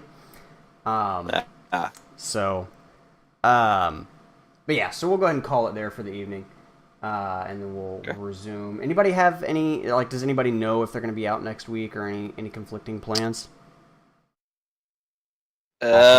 Actually, I hate to be the one to do this because I've been gone, but next weekend on Friday, I have a wedding that I'm in, and I don't know whether or not we'll be done in time. No worries. Be back. I would hope 11? that you're not going to be done in time to be on it. You should really enjoy that, right? I should. But the other problem is the next weekend is the Renaissance Festival. The 20th, I will not be here anyway. Okay. All right. 20th, I will be in Long Beach for TwitchCon. If you're going to TwitchCon, I will see you at TwitchCon. Still sad you can't go, Paul. So. All right. I know. Well, pretty bummed. So we'll have to see, but I would say I'm probably out next week. Okay. For the wedding. All right. Well, like I said, I'm still going to see if we can get Kyle on board to at least join us on Discord for maybe a couple of sessions since we're closing in on the finale, because I'm sure that if he can at least get Discord with us, if not Skype and everything else, that he'd probably still enjoy at least being around and helping make decisions, and he can run, say what he's doing from Discord, and we can move his fig around and all that jazz. He could just watch the stream with a little bit of a delay to see where things are positioned. So we can maybe take a look at doing it that way. How did you guys feel about tonight? I at least got a couple of laughs out of you, so I feel at least decent about that. Yeah. The twist. I enjoyed the plot twist. Yes, that was good. So I'm not entirely sure how the hell we're gonna deal with that, but I have a feeling it's going to Any involve. broken noses? Yeah, I was gonna say Jackie's probably going to get us all killed. So Possibly. I'm just saying, I wanted to go on that one quest to go, we could have come back, not know about any of this, And just roll the rushed. town. Just rushed to try to Rushed figure through out it a all. way. I've been thinking about like different options on some stuff. If we were to somehow. Can we do the quest now? Like, do we have time? No. Oh, like I said, assuming that we're not all dead, we're totally doing this quest as soon as we save the Shining Bay. Okay, so how about this? If we don't make any progress, can we just abandon the town and just be like, hopefully someone else figures it out? Well, if you feel Bye. that way, if you feel that way, I mean, there are 5 rings and there's 5 of us, so. That is a good point. Technically, if I were to be able to channel negative energy damage. But that's. There are 5 rings and there are 5 of you. And again, those rings. So nobody explained to Jesse that when you guys went through the notes, the rings all have, in addition to their, whatever damaging effect that it is that they can do, the rings all have individual effects that they can bestow on the person that has them as well. So, I told you guys what those effects were, right? Yeah, there's one that's slow fall, but we believe that the note is wrong, or the guy that wrote the note was wrong. One that's spell storing, one that's invisibility, one that's protection, and then blinking. Blinking is the one we have. And they're all evil. They're not by themselves innately evil. From the Knowles notes, it seems to be that when more and more of them start to get together, that's when their energies start to bond and they start to release an evil energy. And that it's that culmination of the evil energy from these rings that causes the explosion. And he has no idea why. He didn't have any notes about what caused the rings, how they were made, or why they function that way. Just that they all have their own powers, but then they also have this additional thing across all of them that causes this explosion. Okay. So. All right. All right. Anybody else have any other thoughts about the evening, or you guys had fun? Yeah. Enjoying finally seeing kind of where some of this is going. Mm-hmm. Mm-hmm. Yeah, it's actually good to be back in town. Yeah. All right. Well, we are going to hop on over real fast and give a host to Black Fox 7100. I've only caught a little bit of their streams, but they also do Dungeons & Dragons using Tabletop Simulator. So I'm going to throw them on over a little bit of a host. Say hello. Guys, thanks for coming out to play tonight. Everybody that stopped in to watch us, thank you guys very much. This session will be up on YouTube in a couple of days. Through the affiliate program, I have to leave it on Twitch for a number of days before I can transfer it to YouTube. But if you'd rather watch it there, if you didn't catch the whole thing, it will be there shortly. But yeah, guys, thanks for playing with us tonight. I hope you guys all had fun, and we'll see those of you that we see next week. And then again, the following week, I will be at TwitchCon, so there won't be any streams probably at all that week as I prepare and then leave for TwitchCon. If I'm going to see you there, I'll see you there. If you need tickets, you can buy them. I can drop that link, and any ticket that's purchased using my link helps me get back just a tiny bit of the cost for my tickets, so bonus. Alright guys, so everybody say goodnight, and we're going to head on over to Black Fox 7100. All right. Good night, guys. See you guys. Hi, guys. Bye.